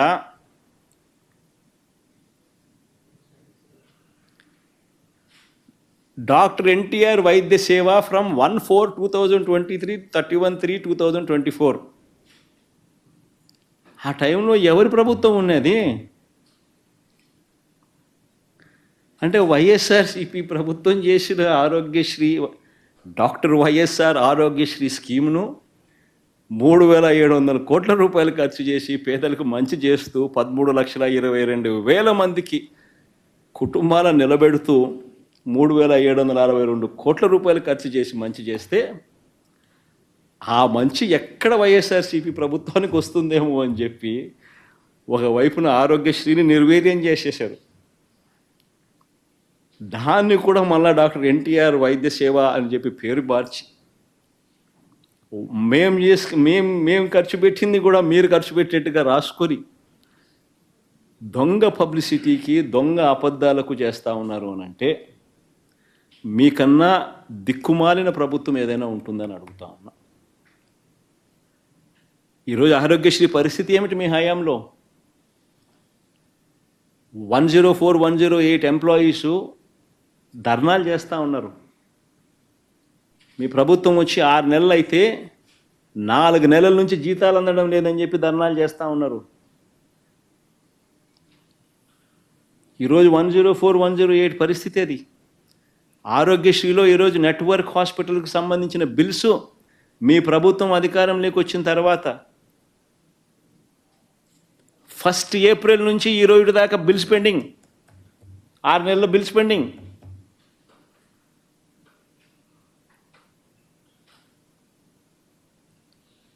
నెట్వర్క్ హాస్పిటల్స్కి ఇవ్వాల్సిన బిల్లులు ఇవ్వడంలా.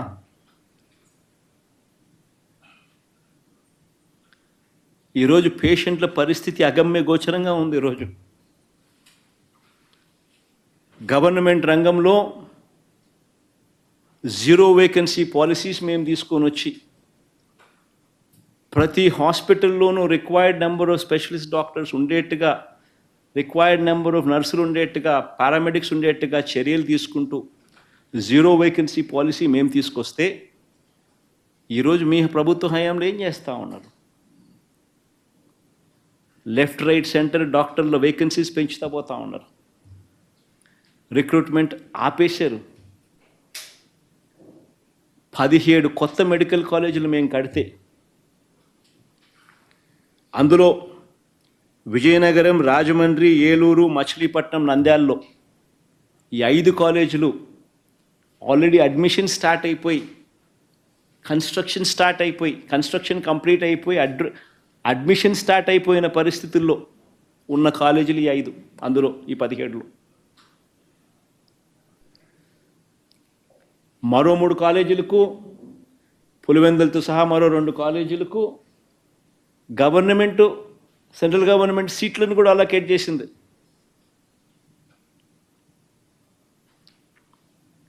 ఇలాంటి 17 మెడికల్ కాలేజీలు మీరు ఏం చేస్తూ ఉన్నారు? ఈరోజు స్కాముల కోసం అమ్మేసే కార్యక్రమం చేస్తూ ఉన్నారు. చెనిక్కాయలకు, బఠానీలకు, మీకు కావలసిన వాళ్ళకు.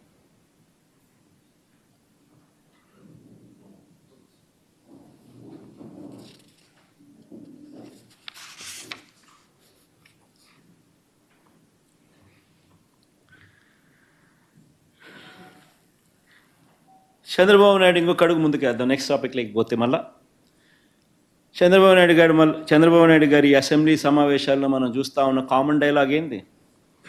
సంపద సృష్టిస్తా అని. నిజంగా ఈయన దృష్టిలో సంపద సృష్టించడం అంటే ఏమిటో నిజంగా నాకైతే అర్థం కాదమ్మా. సంపద సృష్టిస్తా అని ఈయన చెప్పే కొద్దీ ప్రజల గుండెల్లో రైళ్లు పరిగెత్తా ఉన్నాయి. 6 నెలలు కాల ఆయన అధికారంలోకి వచ్చి సంపద సృష్టిస్తా అని చెప్పి ఈయన చెప్పిన పేరుతో కరెంటు బిల్లులు బాదుడు. ఏకంగా 18,000 కోట్ల రూపాయల బాదుడు. 6,000 కోట్ల రూపాయలకు సంబంధించి 6,072 కోట్ల రూపాయలకు సంబంధించిన బాదుడు నవంబర్ బిల్లులోనే స్టార్ట్ అయింది. మరో 11,000 కోట్ల రూపాయలకు సంబంధించిన బాదుడు ఆ తర్వాత మంత్లో అంట. 6 నెలలు తిరక్క మునిపే చంద్రబాబు నాయుడు గారి సంపద సృష్టి అనే మాటకు అర్థం ఉట్టి కరెంటు బిల్లుల బాధుడే 18,000 కోట్ల రూపాయలు.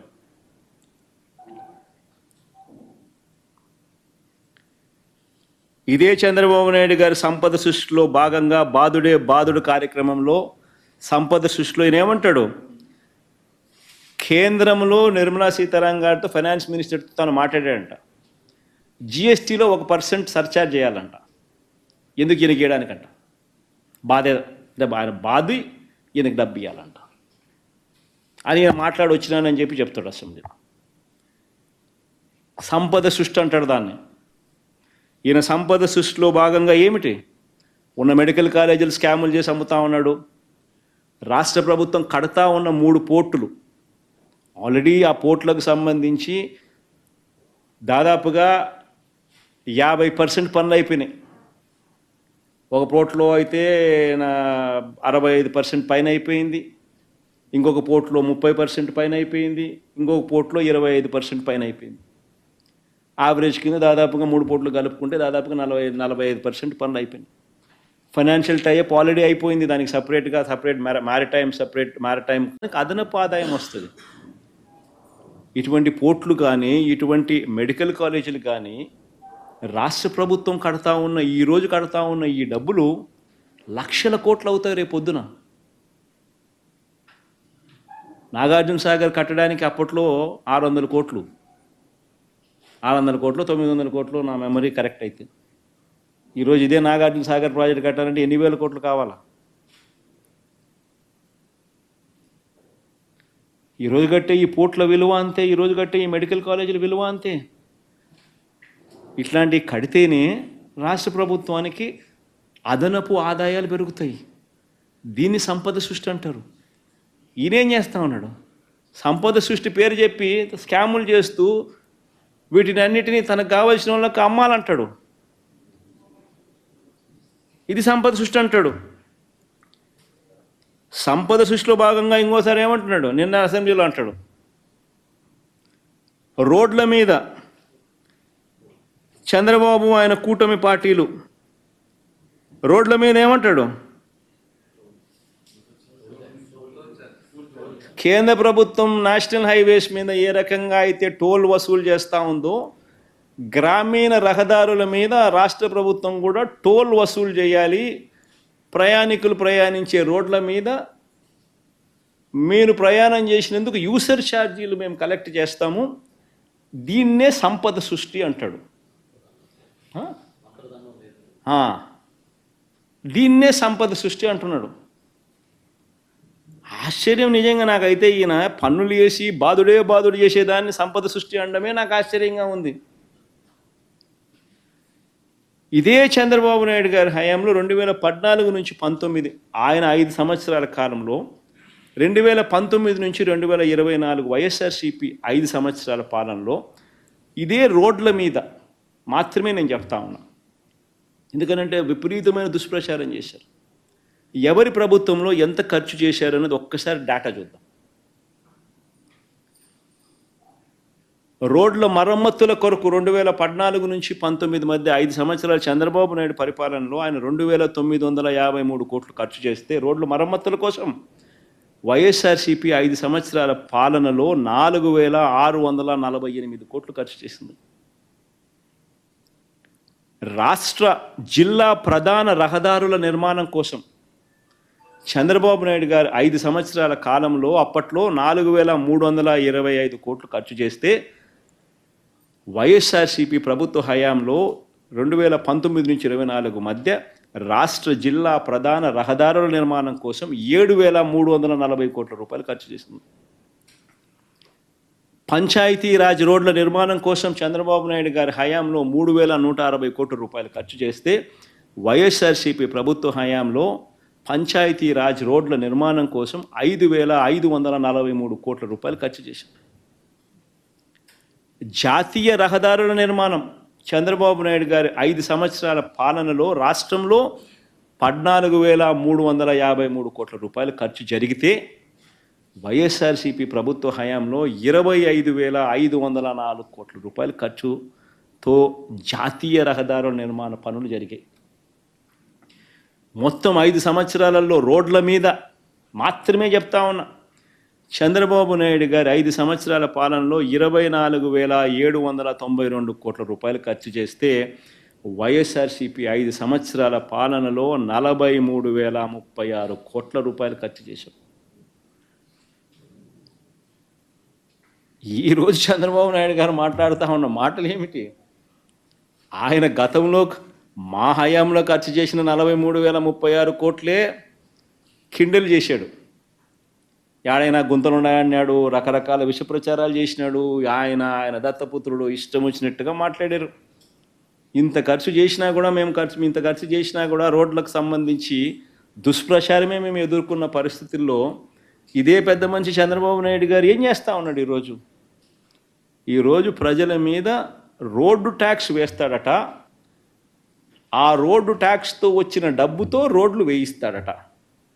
ఇది సంపద సృష్టట. నిజంగా ఆయన బాధుడే బాధుడు అనే కార్యక్రమానికి ఆయన బాధుతూ ఉంటే నిస్సిగ్గుగా దాన్ని ఆయన జస్టిఫై చేసుకుంటా ఉంటే, రోడ్లన్నీ తాను రిపేర్ చేయిస్తాను అని చాలా గొప్ప గొప్ప మాటలు అప్పట్లో ఎన్నికలప్పుడు తాను మాట్లాడుతూ ఏమేమో మాట్లాడాడు. ఈరోజు చూస్తే రోడ్ల మీద ఆయన ట్యాక్స్ చేసి బాధుతాడంట. మనము రోడ్ల మీద ప్రయాణం చేయడానికి ట్యాక్సులు కట్టాలట, రోడ్ ట్యాక్స్ కట్టాలట. మనం రోడ్ ట్యాక్స్ కడితే ఆయన రోడ్లు బాగు చేయిస్తాడట, లేకపోతే రోడ్ల పరిస్థితి అంతే అట. అంతే, ఆ మాట కూడా అంటున్నాడు. లేకపోతే రోడ్ల పరిస్థితి అంతే అట అని కూడా అంటున్నాడు. అసలు ఈ మనిషి ప్రతి విషయంలోనూ అబద్ధాలు చెప్పి ముఖ్యమంత్రి అయ్యాడు. రోడ్లు అయితేనేమి, సూపర్ 6లు సూపర్ 7లు అయితేనేమి, కరెంట్ అయితేనేమి, ఆ విషయంలో ఆయన అబద్ధాలు చెప్పుకోకుండా ముఖ్యమంత్రి అయ్యాడు.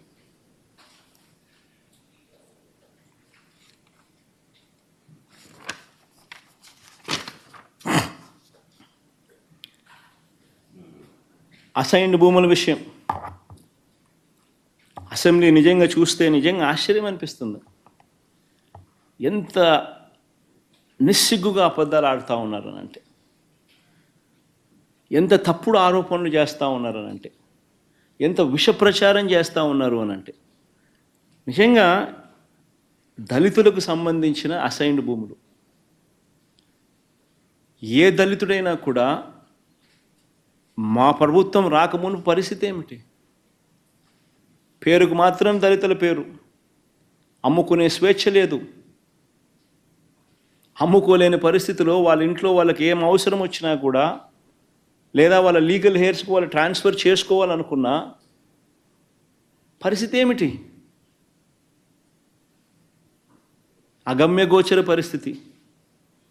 పేరుకు మాత్రమే దళితుని పేరు, రిజిస్ట్రేషన్ చేసి తాను ఇవ్వలేడు కాబట్టి చెనిక్కాయలకు, పావులాకు, 10 పైసలకు కొనుక్కోవడము, అది కూడా రిజిస్ట్రేషన్ లేకుండా వేరేవాడు దాన్ని అనుభవించడం. ఇది జరుగుతూ ఉన్న పరిస్థితి మా ప్రభుత్వం రాకమునుపు. మొట్టమొదటిసారిగా వాళ్ళ జీవితాలు మార్చాలని, వాళ్ళ కోసం ఆలోచన చేసిన ప్రభుత్వం ఏదైనా ఉందంటే అది మాది అని గొప్పగా చెప్పగలుగుతాం. 20 సంవత్సరాలు అసైన్డ్ భూమి ఉన్న ఎవరైనా కూడా 20 సంవత్సరాలు దాటితే వాళ్లకు చట్ట ప్రకారం అన్ని హక్కులు వాళ్ళను కల్పిస్తూ ఆ భూములు వాళ్ళ సొంత భూములుగా చేస్తూ ఉన్నాం. ఆ సొంత భూములు వాళ్ళు అయిన తర్వాత వాళ్ళు దాన్ని అమ్ముకుంటారా, వాళ్ళ పిల్లలకి ఇచ్చుకుంటారా, ఇంకొకటి చేస్తారా వాళ్ళ ఇష్టం. ఈ లోపల ఎవరైనా కూడా భూములు ఎవరైనా కూడా కొనుగోలు చేసిందంటే అవన్నీ కూడా మళ్ళా వాళ్ళకే ఒరిజినల్ రైట్, ఒరిజినల్ అసైనీస్కు మళ్ళీ వెళ్ళిపోతాయి. వాళ్ళ పేరుతోనే పట్టా వస్తుంది, కొన్నవాని పేరుతో రాదు. ఒరిజినల్ అసైనీ పేరుతోనే పట్టా వస్తుంది. సో ఆ రకంగా వాళ్ళకు హక్కులు ఇచ్చి ఏకంగా 15 లక్షల మంది, 15,21,000 మంది రైతులకు, అంటే ఈ దళితులకు, ఈ పేదలకు మంచి చేస్తూ వారికి సర్వ హక్కులు కల్పించే కార్యక్రమం మేము చేస్తే నిస్సిగ్గుగా బురదేస్తున్నారు.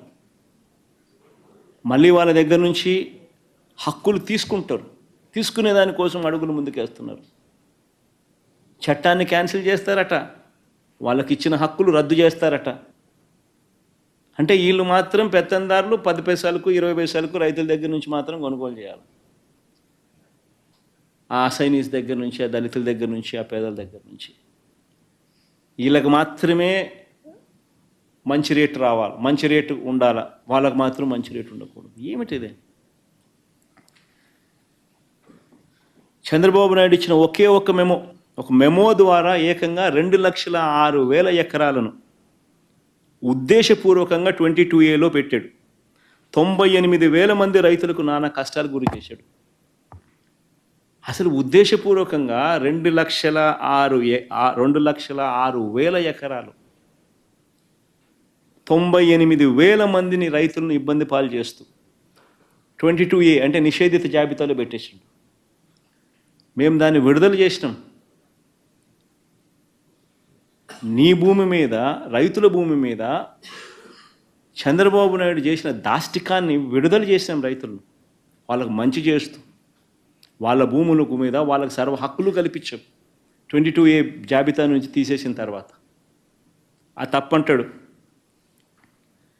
ల్యాండ్ పర్చేస్ స్కీమ్ కింద అప్పట్లో ఎస్సీ కార్పొరేషన్ ద్వారా పంపిణీ చేసిన 22,000 ఎకరాల భూములు ఎస్సీ కార్పొరేషన్కు ప్లెడ్జ్లో ఉంటే ఆ రుణాలను పూర్తిగా రద్దు చేసి ఆ 22,000 మందికి 22,000 ఈ ఎకరాలను వాళ్ళకి ఇచ్చేసినాం. ఎస్సీ కార్పొరేషన్ ద్వారా పర్చేస్ చేయబడ్డ ప్లెడ్జ్లో ఉన్న ఈ ల్యాండ్స్ను అది ఇంకొక విప్లవం. పేదలకు మంచి చేస్తూ రద్దు చేస్తానంటాడు ఈ పెద్ద మనిషి. మరో 2,06,000 ఎకరాల చుక్కల భూములు, మరో 2,06,000 చుక్కల భూములు ఏకంగా 107,000 మంది రైతులకు ఆ చుక్కల భూములు పెట్టారు. ఆ చుక్కలు ఉన్నాయి కాబట్టి వాళ్ళకి హక్కులు లేవు. ఆ హక్కులు లేవు కాబట్టి వాళ్ళు క్రయ విక్రయాలు చేసుకోలేరు, వాళ్ళ పిల్లలకి ఇచ్చుకోలేరు. ఆటోమేటిక్లీ నిషేధిత జాబితాలోకి వెళ్ళిపోతూ ఉన్నాయి. మంచి చేస్తూ ఏకంగా 2,06,000 ఎకరాల్లో ఉన్న 107,000 మందికి కుటుంబాలకు మంచి చేస్తూ ఆ చుక్కల భూములను పరిష్కారం చేశాం, సొల్యూషన్ ఇచ్చినాం. మరో 33,000 ఎకరాలకు సంబంధించి షరతులు గల భూములపై మా నాని మచిలీపట్నం ఏరియాలో ఆవనగడ్డ ప్రాంతంలో మేమంతా పోయింటిమి. పెద్ద ప్రోగ్రాం, 22,000 మంది రైతులకు అక్కడ 33,000 ఎకరాలకు సంబంధించి షరతులు గల భూములతో ఆంక్షలు పెట్టి వాళ్ళు అమ్ముకునే స్వేచ్ఛ లేదు, అమ్ముకునే పిల్లలకి ఇచ్చే స్వేచ్ఛ లేదు. దుర్మార్గమైన పరిస్థితుల మధ్య బతుకుతా ఉన్న వాళ్లకు, అన్యాయమైన పరిస్థితుల మధ్య బతుకుతా ఉన్న వాళ్లకు మంచి చేస్తూ వారికి సర్వ హక్కులు కల్పించాం. తప్పంటాడు. వీళ్ళందరినీ కూడా చంద్రబాబు నాయుడు గారు మళ్ళీ ఏం చేస్తూ ఉన్నాడు? వీళ్ళందరినీ మళ్ళా ఇబ్బందులు లేక నెట్టేసి వీళ్ళకి సంబంధించిన బెనామీలు, వీళ్ళకి సంబంధించిన వాళ్ళు మాత్రం 10 పైసలకు 20 పైసలకు కొనుక్కోవాలని ప్రయత్నం చేస్తూ ఉన్నారు. ఇంతకన్నా దుర్మార్గుడు ప్రపంచ చరిత్రలో ఎవడు ఉండడు. ఇళ్ల నిర్మాణం గురించి అసెంబ్లీలో విన్నాం. ఇంకా దుర్మార్గమైన మాటలు. ఏకంగా చంద్రబాబు నాయుడు గారి హయాంలో పేదలకు ఇళ్లకు సంబంధించి ఒక్క నిరుపేదకైనా కూడా కనీసం 1 సెంటు స్థలమైనా ఆయన ఇచ్చాడా? ఒక్క నిరుపేద కుటుంబానికైనా చంద్రబాబు నాయుడు గారి హయాంలో 1 సెంటు స్థలమైనా ఎప్పుడైనా ఇచ్చాడా?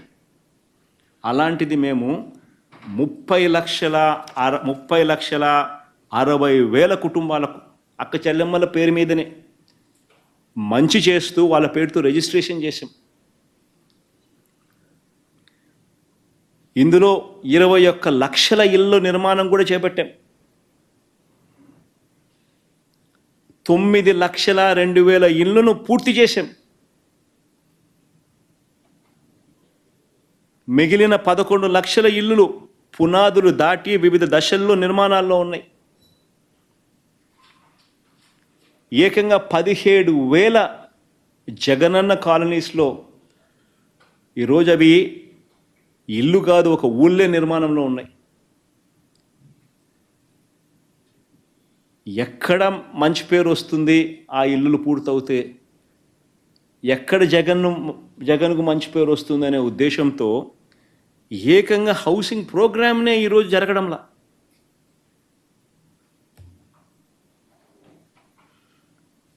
అంతటి దారుణంగా ఈ ప్రభుత్వం బిహేవ్ చేస్తూ ఉంది. మా ప్రభుత్వ హయాంలో సిమెంట్ సబ్సిడీ మీద ఇచ్చేవాళ్ళం, ఇసుక ఉచితంగా ఇచ్చేవాళ్ళం, స్టీలు ఇక మిగిలిన ఇతర సామాగ్రిలన్నీ కూడా సబ్సిడీ మీద ఇచ్చేవాళ్ళం.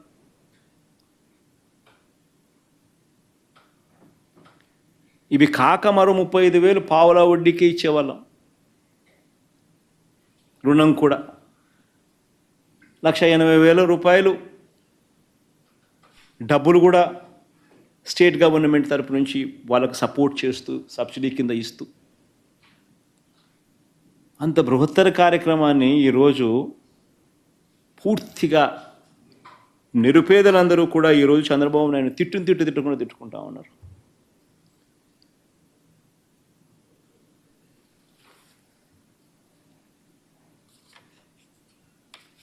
పూర్తిగా అబద్ధాలు చెప్తా ఉన్నారు.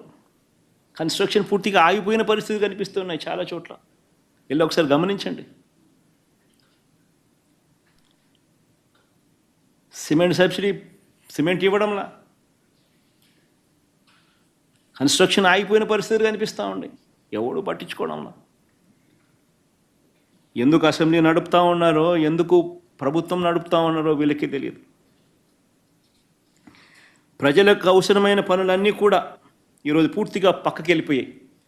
ఈరోజు రాష్ట్రంలో ఈరోజు ఎక్కడ చూసినా కూడా కనిపిస్తూ ఉన్నది ఏమిటి అని అంటే మాత్రం మాఫియా ముఠాలు కనిపిస్తూ ఉన్నాయి.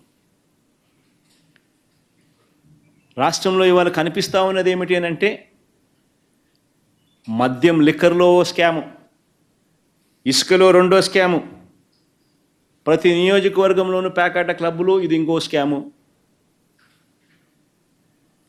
ఇవి కాక మీ ఇష్టం ఏ నియోజకవర్గమైనా తీసుకోండి, ఆ నియోజకవర్గంలో ఏ పరిశ్రమ ఉన్నా, ఏ కన్స్ట్రక్షన్ కార్యక్రమం జరుగుతూ ఉన్నా, ఆ నియోజకవర్గంలో ఏ మైనింగ్ యాక్టివిటీ జరుగుతూ ఉన్నా, ఎమ్మెల్యేల కప్పం కట్టకపోతే యాక్టివిటీ ముందుకు పోయేదే లేదు. మీ ఇష్టం ఏ నియోజకవర్గమైనా తీసుకోండి. ఈరోజు రాష్ట్రంలో ఉన్న పరిస్థితి లేదు. ఈరోజు పేపర్లో చూసిన అదాని వాళ్ళు ప్లాంట్ కడతా ఉంటే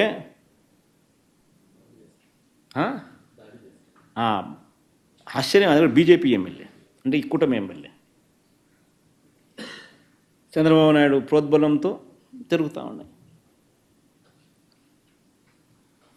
ఏం జరుగుతూ ఉంది అసలు ఈ రాష్ట్రంలో? నిజంగా స్కాముల ప్రభుత్వం, నాకింత నీకింత అని చెప్పి పంచుకుంటూ ఉన్నారు. దోచుకోవడం, పంచుకోవడం. చంద్రబాబు నాయుడు ఏమన్నాడు ఎన్నికలకు ముందు? అధికారం లేక వస్తే చంద్రబాబు నాయుడు నాణ్యమైన లిక్కర్ ఇస్తానన్నాడు. అన్నాడా లేదా? లిక్కర్ రేటు తగ్గిస్తానన్నాడు. అన్నాడా లేదా? ఆశ్చర్యం ఏమిటనంటే ఇంతకు ముందు అయ్యే డిస్టిలరీలు, ఆయన హయాంలోనూ అయ్యే డిస్టిలరీలు, మా హయాంలోనూ అయ్యే డిస్టిలరీలు, ఇప్పుడు నేటి అయ్యే డిస్టిలరీలు.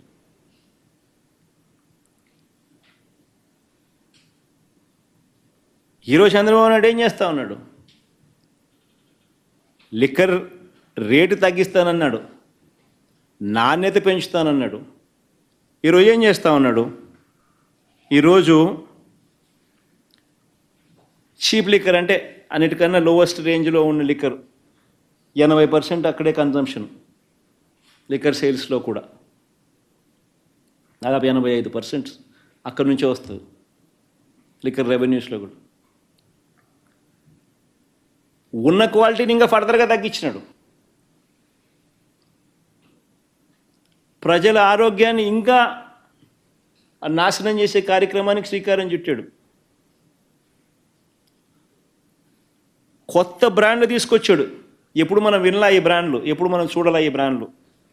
సూమో క్లాసిక్ విస్కీ, ఒకసారి బ్రాండ్ కూడా పేర్లు చూపించమో ఒకసారి. అసెంబ్లీలో ఆయనంత ఆలే సమాధానం అని చెప్పినారు. Bengaluru whisky, Royal Lancer whisky, Tropicana VSOP brandy, short whisky brandy 99, Kerala malted fine whisky. ఈయన తీసుకొచ్చినాడు. ఆశ్చర్యం ఏమిటంటే ఇవన్నీ 99 రూపాయలే అని చెప్తాడు. కొత్తగా తీసుకొచ్చినాడు అంటే ఉన్న క్వాలిటీని ఫర్దర్గా తగ్గించి ఈ బ్రాండ్ తీసుకొచ్చి ఈ విస్కీ సప్లై చేస్తూ ఉన్నాడు ఈ 99 రూపాయలకు. ఆశ్చర్యం ఏమిటంటే ఇదే కేరళ మాల్టెడ్ విస్కీ నెట్లో కొడితే ఎవరికైనా కనిపిస్తుంది, 85 రూపాయలు దొరుకుతుంది. ఈడ మాత్రం 99.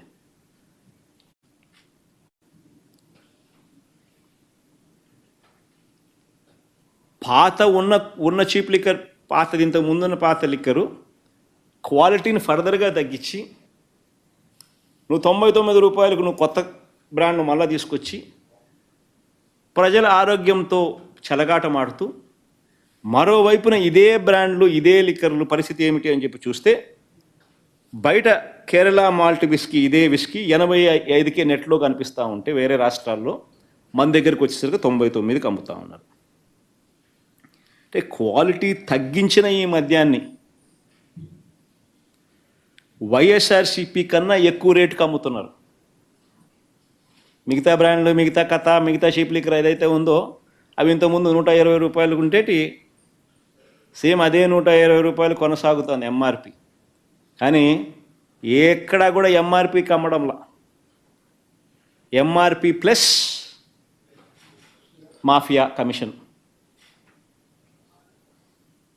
ప్రతి చోట కూడా బెల్ట్ షాపులు ప్రమోట్ చేస్తూ ఉన్నారు. ఒక్కో బెల్ట్ షాపుకు ఒక్కో గ్రామంలో ఎవరికి ఇవ్వాలి అని అక్కడ లోకల్ కాంపిటీషన్. ఆ లోకల్ కాంపిటీషన్లో తెలుగుదేశం కార్యకర్తల్లోనే లోకల్ కాంపిటీషన్. ఆ కాంపిటీషన్లో కూడా ఎవడు 2 లక్షలు ఇస్తే వానికి ఇస్తున్నారు. అది వేలంపాట జరుగుతూ ఉంది. ఈరోజు మాఫియా రాజ్యం జరుగుతూ ఉంది. ఎంఆర్పి రేటుకి అమ్ముకునే దానికోసము లిక్కర్ షాపుల కోసం అంత కాంపిటీషన్ ఎందుకు? ఎమ్మెల్యేలు ఎందుకు మనుషుల్ని కిడ్నాప్ చేయాలా? ఎమ్మెల్యేలు ఎందుకు ఎవరిని పాడనీయకుండా చేయాలా? వేరే వాళ్ళు ఎవడు వచ్చినా కూడా వాళ్ళు ఎందుకు షాపులు నడుపుకోలేని పరిస్థితి లేకి వాళ్ళని ఎందుకు నెట్టేయాలా? ఎందుకనంటే ఎవడు ఎంఆర్పికి అమ్మకూడదు కాబట్టి, ఎంఆర్పి ప్లస్ మాఫియా కమిషన్ రావాలి కాబట్టి. సో గవర్నమెంట్ రంగంలో గవర్నమెంట్ నడుపుతూ ఉన్న షాపులన్నీ తీసేసినారు. తీసేసి ప్రైవేట్ మాఫియాని తీసుకొచ్చినారు. వాళ్ళ మాఫియా ప్రకారం ఎంఆర్పి రేట్ కన్నా ఎక్కువ రేటుకి అమ్ముతూ ఉన్నారు. అన్ని రకాలుగా ఈరోజు స్కాములు జరుగుతూ ఉన్నాయి రాష్ట్రంలో. ఇంకొకటి, ఈ మధ్యకాలంలోనే అసెంబ్లీలో సాక్షిగా ఇంకా అబద్ధాలు కొనసాగిస్తూ మాట్లాడుతున్నారు. రాష్ట్రంలో మహిళలంతా మాయమైపోతున్నారని ఎన్నికలకు ముందు ఏ మాదిరిగా దుష్ప్రచారం చేశారు. వాలంటీర్లే కారణమని, హ్యూమన్ ట్రాఫికింగ్ చేస్తూ ఉన్నారని, రాష్ట్రంలో ఎక్కడికి వెళ్ళినా కూడా దీని మీద దత్తపుత్రుడు, ఇప్పుడు డెప్యూటీ చీఫ్ మినిస్టర్ రకరకాలుగా మాట్లాడేవాడు.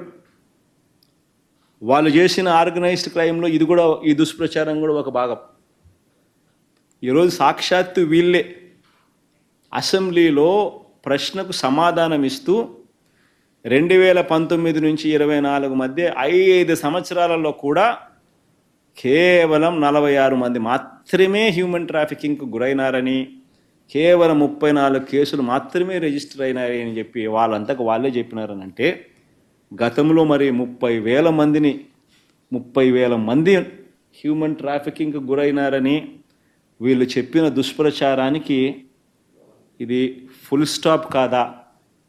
వాలంటీర్ల మీద వీళ్ళు చేసిన దుష్ప్రచారానికి ఇది ఫుల్ స్టాప్ కాదా?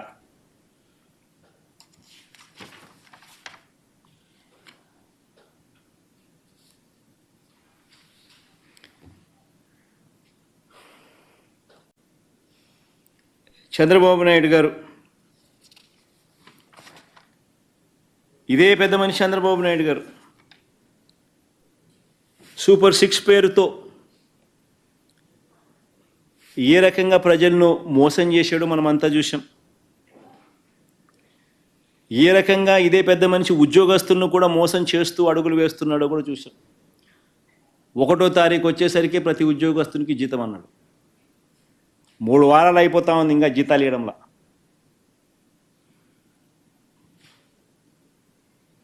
ఆరు నెలలు కాల ఇది పరిస్థితి. ఉద్యోగస్తులందరూ ఐఆర్ కోసం ఎదురు చూస్తున్నారు. మా ప్రభుత్వం వచ్చిన నెలలోపే ఐఆర్ ఇచ్చినాం 27%. ఈరోజు ఉద్యోగస్తులందరూ ఎదురు చూస్తున్నారు. 6 నెలలు అయిపోయింది చంద్రబాబు వచ్చినాడు, ఇంతవరకు ఐఆర్ లేదని. 2 డిఏలు పెండింగ్. మా హయాంలో పిఆర్సీ చైర్మన్ను మేము నియామకం చేసి సరైన సమయంలో ఉద్యోగస్తులకు మంచి జరిగేట్టుగా అడుగులు వేస్తే ఈ చంద్రబాబు నాయుడు వచ్చిన తర్వాత ఆ పిఆర్సీ చైర్మన్ను వెళ్ళగొట్టాడు. బలవంతంగా రాజీనామా చేయించినారు. చేయించిన తర్వాత కొత్త పిఆర్సీ చైర్మన్ వేయాలన్నా? ఇంతవరకు 6 నెలలు అయిపోయింది, ఇంతవరకు కొత్త పిఆర్సీ చైర్మన్ వేయాల. ఇంతవరకు ప్రాసెస్ స్టార్ట్ కాల.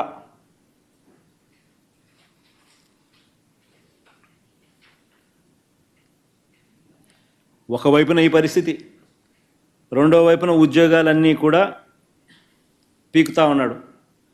2,60,000 వాలంటీర్లు అప్పుడే పీకేసినాడు. 15,000 మంది ఏపీ బ్రేవరేజెస్ కార్పొరేషన్లో అవుట్సోర్సింగ్లో పనిచేస్తా ఉన్న వాళ్ళని పీకేసినాడు. 104, 108 రెడీగా ఉన్నారు. వాళ్ళు స్ట్రైకులు ధర్నాలు చేస్తా ఉన్నారు, జీతాలు ఇవ్వడం లేదు మాకని చెప్పి వాళ్ళను పీకడానికి రెడీ అవుతున్నాడు.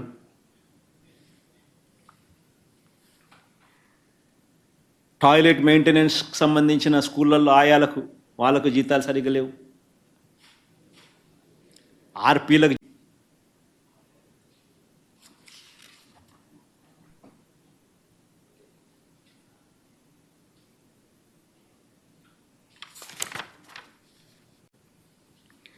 ఆశా వర్కర్లు కూడా ధర్నాలు చేస్తూ ఉన్నారు. ఏం చెప్పాడు వాళ్ళకు కూడా?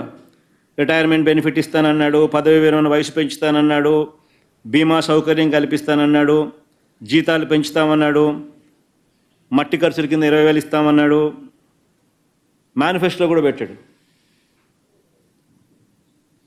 ఇప్పటి వరకు వారి గురించి కూడా పట్టించుకున్న పరిస్థితి లేదు. సూపర్ 6లు లేవు, సూపర్ 7లు లేవు.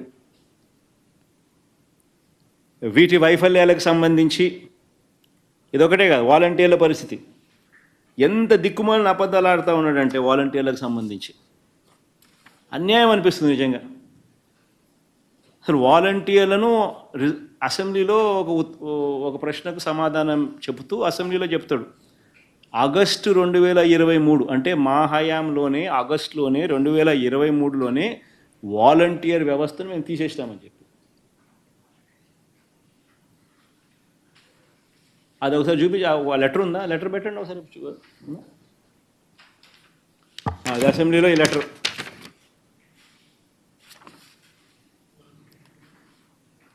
ప్రస్తుతం వాలంటీర్లు ఎవరు పనిచేయడం లేదు. 2023 ఆగస్టు నుండే వాలంటీర్ వ్యవస్థ ఉనికిలో లేదు.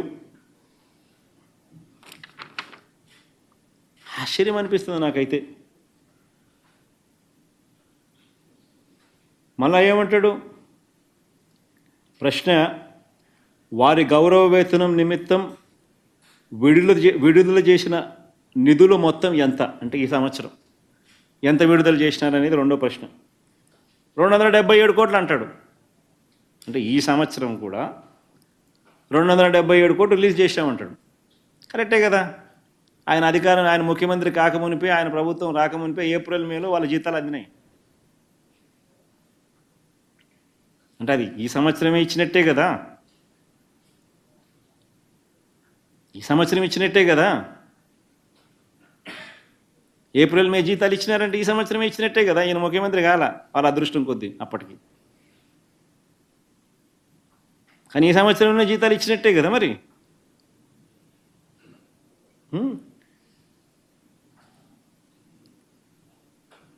వారి గౌరవ వేతనం పెంచడానికి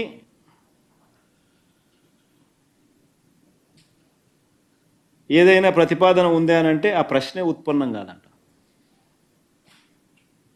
ఎన్నికలప్పుడు ఏమన్నాడు, 5,000 కాదు మీకు ఇచ్చేది, నేను 10,000 ఇస్తానన్నాడు. అసలు నాకు ఆశ్చర్యం కలిగించే విషయం ఒకటి చెప్తా. వాలంటీర్ వ్యవస్థ జీతభత్యాలకు సంబంధించి మన 5 సంవత్సరాలలో ఎంతెంత ఇచ్చినాము అనేది ఆ టేబుల్ చూపిస్తూ ఉంది. అక్టోబర్ 2 అంటే 2019 అక్టోబర్ నుంచి స్టార్ట్ చేసినామంటే హాఫ్ ఇయర్. మనం వచ్చిన తర్వాత మనం ఏప్రిల్ నుంచి సంవత్సరం స్టార్ట్ అవుతుంది. మనం జూన్లో మన ప్రమాణ స్వీకారం చేసినాం. అక్టోబర్ 2వ తారీఖున ఈ ప్రోగ్రామ్ వాలంటీర్ల వ్యవస్థ లాంచ్ చేసామంటే సగం సంవత్సరం 2019 6 months తర్వాత స్టార్ట్ అయింది. సో 2019-20 755 కోట్లు, 2020-21లో 1,546 కోట్లు, 2021-22లో 1,543 కోట్లు, 2022-23లో 1,592 కోట్లు, 2023-24లో 1,614 కోట్లు జీతాలు ఇచ్చినటివి. చివరికి 2024-25లో అంటే ఈ సంవత్సరం కూడా చంద్రబాబు నాయుడు ముఖ్యమంత్రి కాక మునుపు కూడా అంతవరకు కూడా 277 కోట్లు ఇచ్చినాం. నేను అడుగుతా ఉన్నాను, ఈ మనిషి చంద్రబాబు నాయుడు అడుగుతా ఉన్నా. ఈ మనిషి అంటాడు 2023 ఆగస్టు నుంచే, మళ్ళీ అది కూడా ఏంది మా మీదే, అది కూడా బండేయడానికి ప్రయత్నం. 2023 ఆగస్టు నుంచే వాలంటీర్ వ్యవస్థ లేదంటాడు. నేను అడుగుతా ఉన్నా, ఏదైనా కానీ గవర్నమెంట్లో ఏ ప్రభుత్వం అయినా కూడా జీతాలు ఇవ్వాలి అని అంటే బడ్జెట్ అప్రూవల్ లేకుండా ఇవ్వగలుగుతారా? ఎవరికైనా జీతం గవర్నమెంట్లో ఫైనాన్స్ కాంకరెన్స్ లేకుండా ఎవరైనా ఇవ్వగలుగుతారా? ఎవరైనా కూడా హెడ్ ఆఫ్ అకౌంట్ లేకుండా జీతాలు ఇవ్వగలుగుతారా? హెడ్ ఆఫ్ అకౌంట్ లేదంటాడు. అయ్యా Chandrababu, head of account 2515 major head, 198 minor head, 52 subordinate head, 290 detailed head, 293 object head. ఎన్ని వాలంటీర్లకు సంబంధించి హెడ్ ఆఫ్ అకౌంట్స్ లేవని ఎట్టు చెప్తున్నావు? ఇన్ని సంవత్సరాల నుంచి ఇస్తూ ఉంటే ఈ హెడ్ల కింద major head, minor head, subordinate head, detailed head, object head, ఇన్ని నెంబర్లు పెట్టి ప్రతి సంవత్సరం జీతాలు ఇస్తూ ఉంటే, ఫైనాన్స్ కాంకరెన్స్తో ఇస్తూ ఉంటే, బడ్జెట్లో ప్రతిపాదించి ఇస్తూ ఉంటే, బడ్జెట్ అప్రూవల్తో, ఫైనాన్స్ కాంకరెన్స్తో, హెడ్ ఆఫ్ అకౌంట్ పెట్టి ఇన్ని సంవత్సరాల నుంచి వీళ్ళకి ఇస్తూ ఉంటే, చివరికి వీళ్ళు ముఖ్యమంత్రి అయ్యేదాకా ఇస్తూ ఉన్నా కూడా ఇప్పుడు వీళ్ళు దీన్ని ఎగరగొట్టి ఇన్నిన్ని అబద్ధాలు దుష్ప్రచారం చేయడం ధర్మమేనా అని అడుగుతా ఉన్నా. నోరు తెరిస్తే అబద్ధాలు, నోరు తెరిస్తే మోసం. ఇది చంద్రబాబు నాయుడు గారి పరిపాలన. ఒకవైపున సూపర్ 6లు లేవు, ఒకవైపున సూపర్ 7లు లేవు. ఇవేవి కూడా చేయకపోగా మరోవైపున అన్ని రకాలుగా కూడా రాష్ట్రం వైఫల్యం చెందింది. వైఫల్యం చెందిన ఈ పరిస్థితుల్లో ఎవరైనా కూడా వాళ్ళకు సంబంధించిన హక్కుల కొరకు, వాళ్ళకు జరగాల్సిన న్యాయం గురించి ఎవరైనా ప్రస్తావిస్తే చాలు సోషల్ మీడియాలో దారుణంగా వాళ్ళను వేధిస్తూ ఉన్నారు.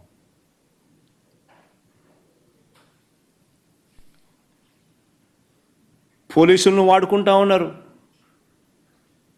అన్యాయంగా వాడుకుంటా ఉన్నారు.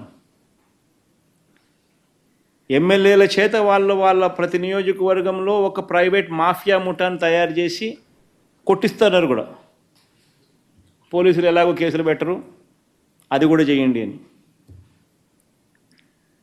చట్టాన్ని దుర్వినియోగం చేస్తూ ఉన్నారు, చట్టాన్ని చేతిలోకి తీసుకుంటా ఉన్నారు, తప్పుడు కేసులు పెడతా ఉన్నారు, ఇల్లీగల్ డిటెన్షన్స్ చేస్తూ ఉన్నారు. తీవ్రమైన మానవ హక్కుల ఉల్లంఘనకు వీళ్ళంతా కూడా పాల్పడుతూ ఉన్నారు.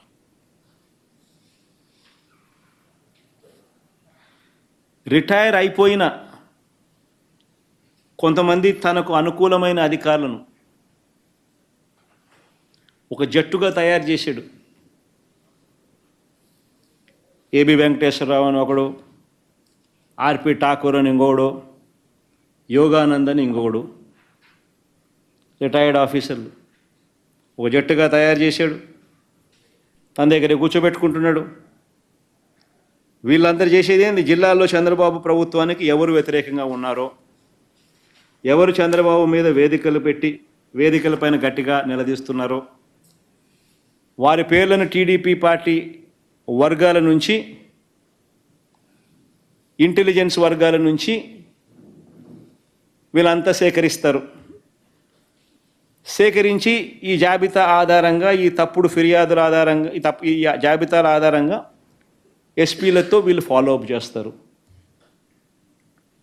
ఈ తప్పుడు ఫిర్యాదులు అందగానే కనీసం విచారణ కూడా లేకుండా ఆ ఫిర్యాదు చట్ట ప్రకారం నేరం కిందకు వస్తుందా లేదా అన్నది కూడా చూడకుండా వారిని అరెస్టు ఇల్లీగల్గా చేస్తూ ఉన్నారు. అరెస్టు చేసిన తర్వాత కూడా కోర్టుకు హాజరుపరుస్తూ ఉన్నారా అనంటే అది కూడా పరచడం లేదు. హీబియస్ కార్పస్ వేయాల్సిన పరిస్థితిలో ఈరోజు రాష్ట్రం ఉంది. తమ వద్దే పెట్టుకుంటున్నారు.